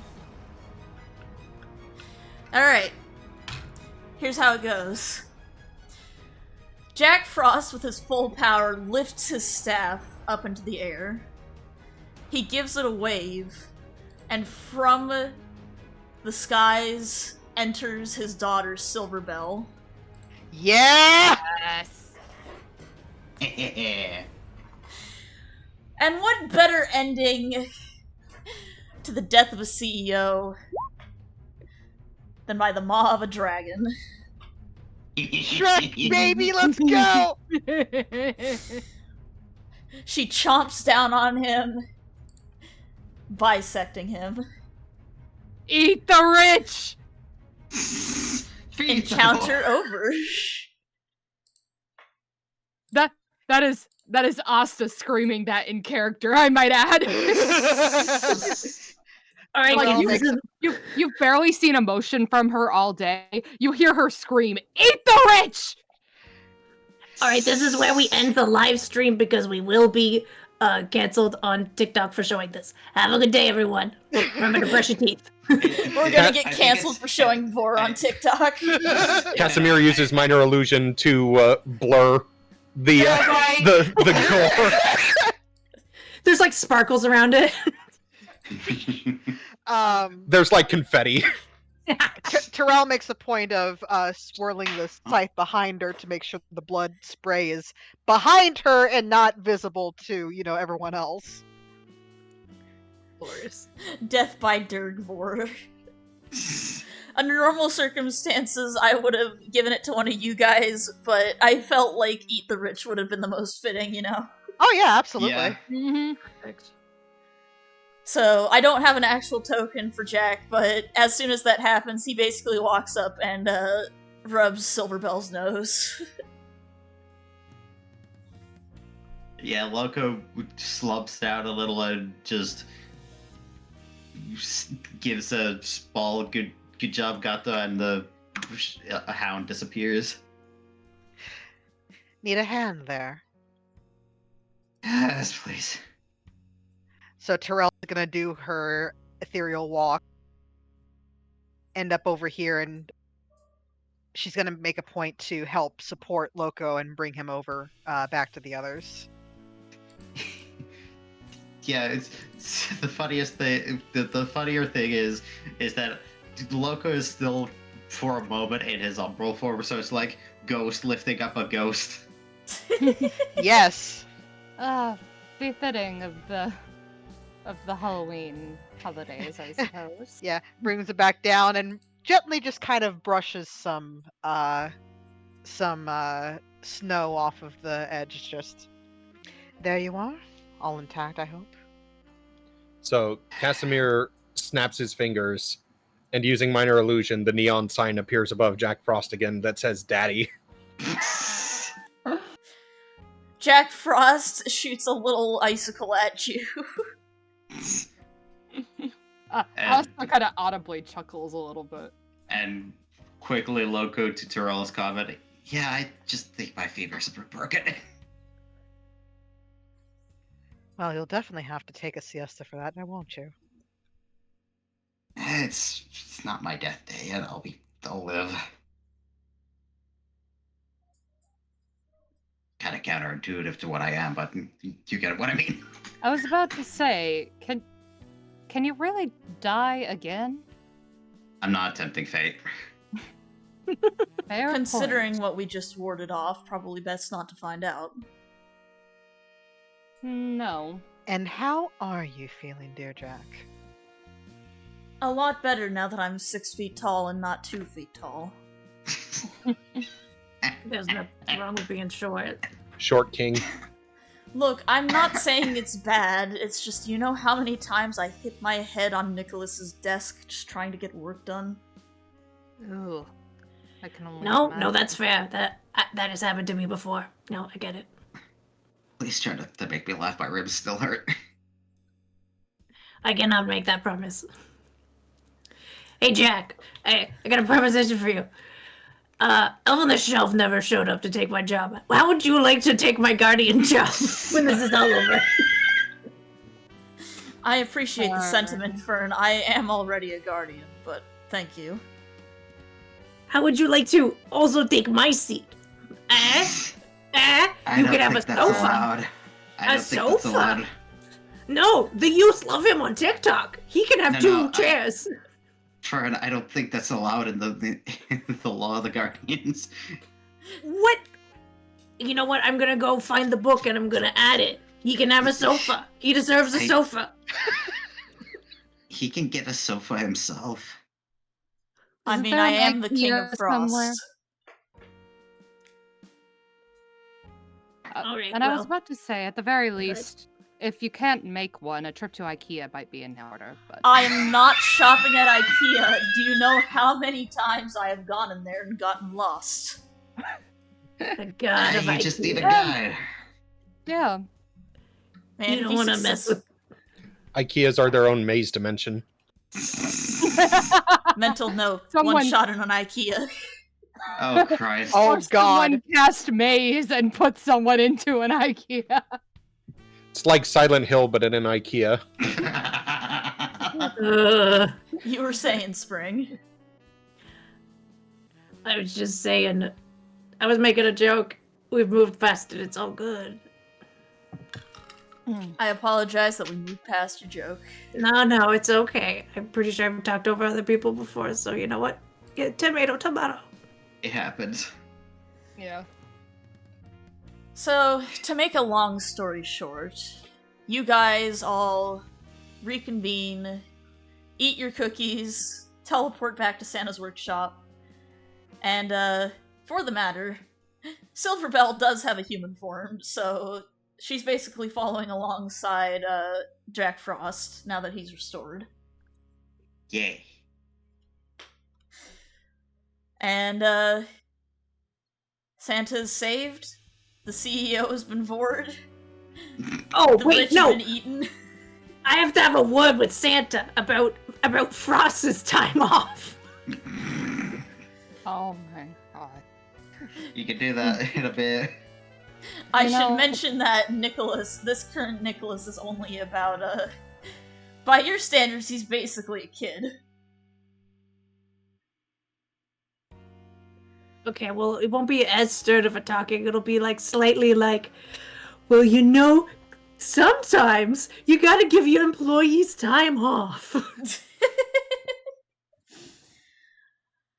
Well, for the matter, I'm going to be a little busy after Christmas, but just saying, if you ever need a little assistance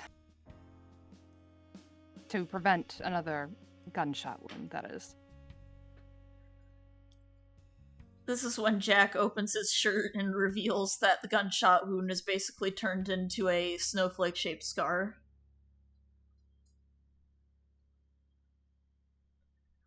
And yes, he has abs, because contractual obligation for the local hot man. Fair Well, at enough. least you're wearing it with pride. Prestidigitation, a wolf whistle. I will cut you. I start to pull out the cell phone to start streaming again. Loco, Easy Fern. Loco puts his cane on top of the phone and just lowers it. No. You're right. Okay, yeah, it's fair. I God, cast you know magic what missile at the darkness. Perfect timing for Core to come in with the text-to-speech. Oh no! I cast magic missile at the darkness. Oh my god, that, yes. Holy shit. That's how you made Swiss cheese out of a Minotaur boss. Christ. We don't have bleep bloops, but thank you, Not Malk, for the follow. I just wanted to make sure we weren't getting bleep blooped in the middle of the stream. Yeah. But before the phone is lowered, Frost basically just gives a grin, is just like, well, if any single ladies are out there looking for a single dad, you know where to find me. Yeah, I'm your wing lady. Asta just kind of smirks and says, "Making more work for me, I see." I Who mean, knows? I could be your piece of work if you want. Flirt later. For the first time ever, you see like Asta actually like get flustered. Like she wasn't flustered at Terrell. Like she just like pales. Fern Terrell pulls out a just boombox with romantic music. All of a sudden, you see like a bolt of. I'm just going to cast this just for the flavor text. I'm not gonna like actually. Of course.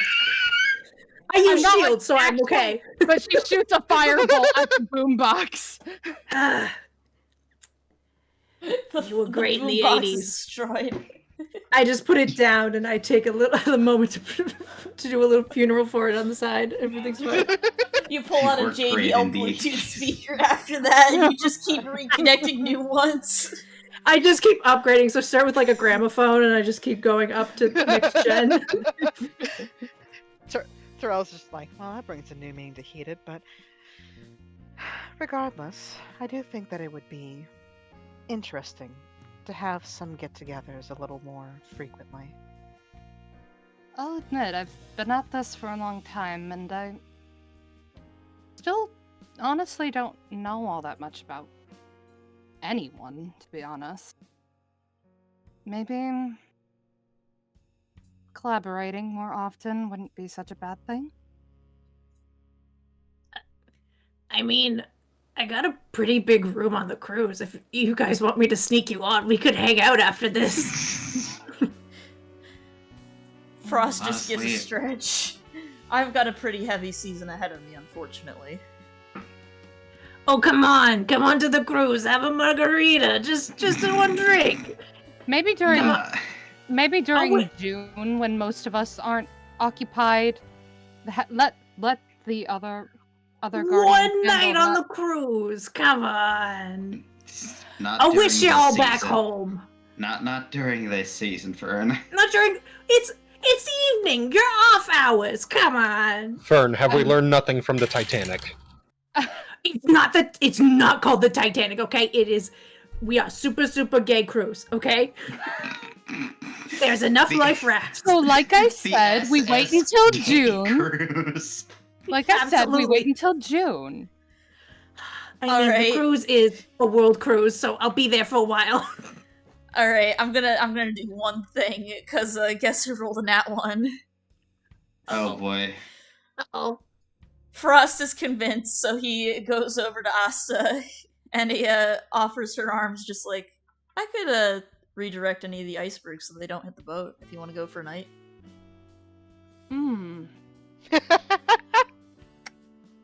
Hey, so, Do I'm you going want to to do a act. safe? Yeah. Because that genuinely threw me for a loop. Alright, let me roll for him. Oh boy. 21? I rolled an 11, so she kind of like, I mean, I do suppose I have until February. It's not like love is going anywhere. Trust me, there will be plenty of couples this holiday.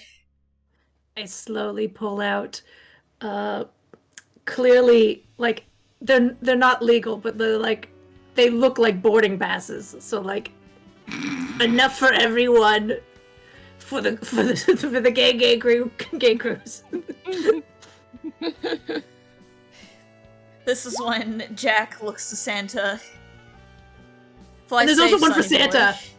He has to fly in a week. Yeah, Santa's he not getting on deserves- that cruise. He deserves one night to relax.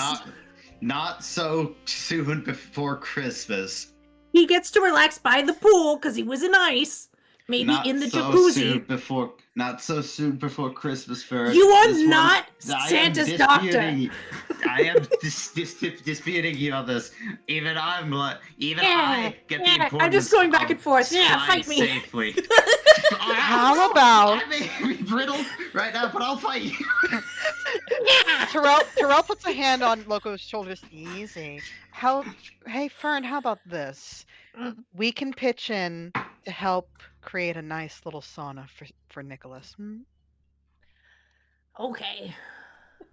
I start pulling out wooden stuff from my fanny pack. Nick gets a sauna. Everyone else gets a chance to go on a cruise. We all win. Yeah. I can't do the end of the story right when we go to ad break. That would be mean. I pull out a How to Carpenter book.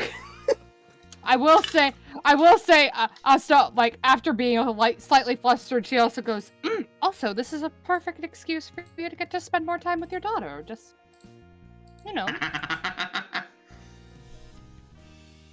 Silverbell is very excited to have people to hang out with. She's been napping for a while. Yeah, there's a pool and there's a crazy, crazy water slide that I may have enhanced to have way more slide. Ooh. You know, I would be really interested to see what kind of drag show they might have on the cruise. That might be... Oh. Hold on. Let me pull out the schedule. I pull out like a giant schedule. It's like a scroll. It just keeps going, but it's rainbow colored on the back. All right, tonight. Okay. Oh, there is a drag show tonight. If we leave now, I mean, we in the hour, we could go to the drag show. Also, Core over there in the chat, non-Euclidean water slide roll for concentration. Roll a con save to see if you don't throw up on the non-Euclidean water slide. Streamless ones. But to bring this holiday story to an end, all of you collect your tickets. Santa gets checked over by the elven doctors to make sure that he's okay. And you, all with the twirl of the wand, go on a luxury cruise to the Bahamas. And that is the end of how Jack Frost, or technically capitalism, stole Christmas. Oh, if only. Yay! So, what did you think? Catharsis! Catharsis!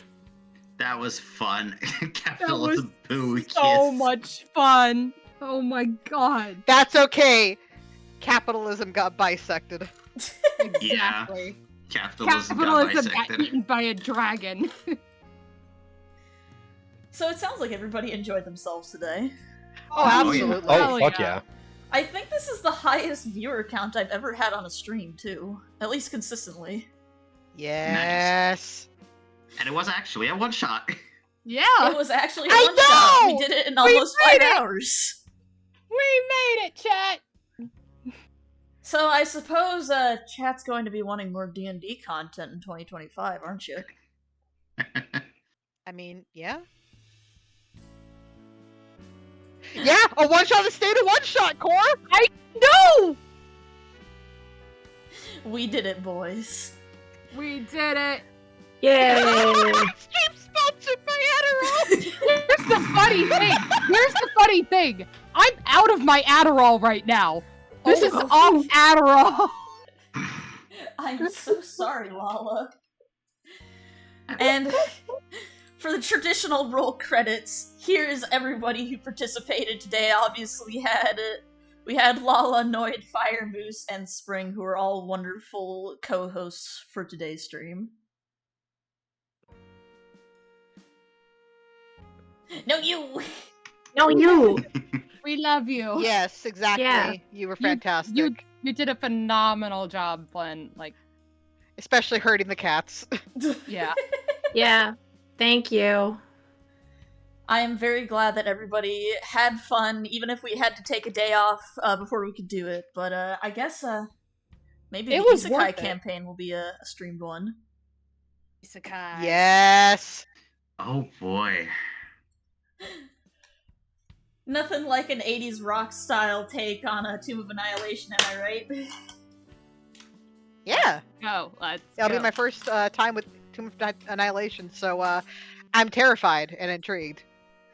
Did you make a separate chat for that, Spirit? I 'Cause have not made a chat for that yet. We have not started the work on that yet. Okay. Also, for those in the chat, can we get a round of applause for our players today? It was very fun to play. Yeah. We do not have any 5th edition stuff scheduled for tomorrow. This week's schedule is still up in the air, but if you do like D&D related content, Spring and I are continuing with Baldur's Gate 3 this Wednesday at 7 p.m. Eastern Standard Time. But, I suppose I will have to see about... We'll probably see if I can get D&D content once a month here on the channel, if that's acceptable. D&D. Oh like no. fun. Don't force me to have fun on your stream. Oh no, how dare I? Yeah. It probably wouldn't have to be, like, just limited to D&D either. It could probably be just TTRPGs in general. See, Yeah. I don't know if there's categories for the other tabletops, but I could see about it. And there should be. Yeah. Man, I mean, 'cause- at the very least, I would think Twitch would have a category for at least just general TTRPGs. I mean, because that's the thing, is that I'm going to say this.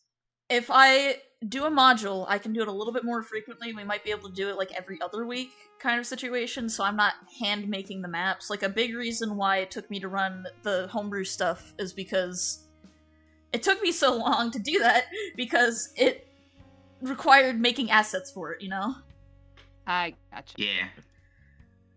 So we can either run a module that is bi-weekly, or I can do a once-a-month campaign, if you guys want to do a little bit of a different speed.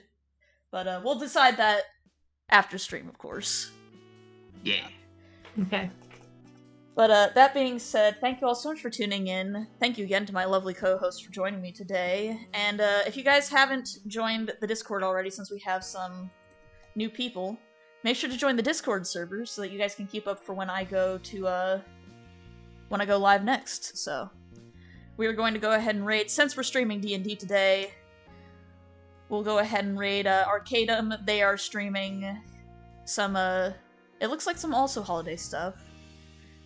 And I'm trying to think of what would be a good option for our outro music. Any suggestions? Trans-Siberian Orchestra. No, that's copyright. Moose! Got a quota to meet. Oh, man. But, man, I'm just... I got all mixed up. Let me go ahead and pull up, some Crimbo outro music that we can use. I was gonna say, you could just play the Assassin's music. I might get copyright checked for that. Oh yeah, you probably will. Royalty-free Christmas music. Okay, we have a few different options. I can do All I Want for Christmas Is You, or I can do a Grinch metal cover. Grinch. I could play All I Want for Christmas Is You on the kazoo. Ooh. As soon as I can find the kazoo. Where is it? Alright, let me get a cover up going for this.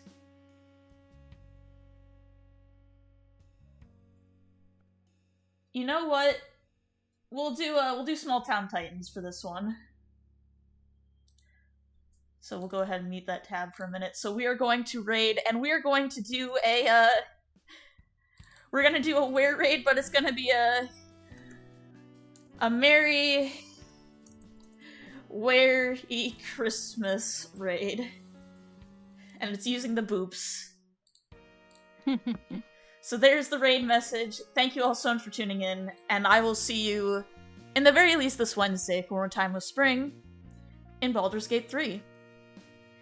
Have a happy holiday, everybody! Happy holiday. Happy holidays. Happy holidays. And we will Happy see you next time. holidays. I'm sorry. You forgot that I was here, didn't you? I didn't forget that you were here. My brain started talking before I did a thonk. You could say it again. Happy holidays.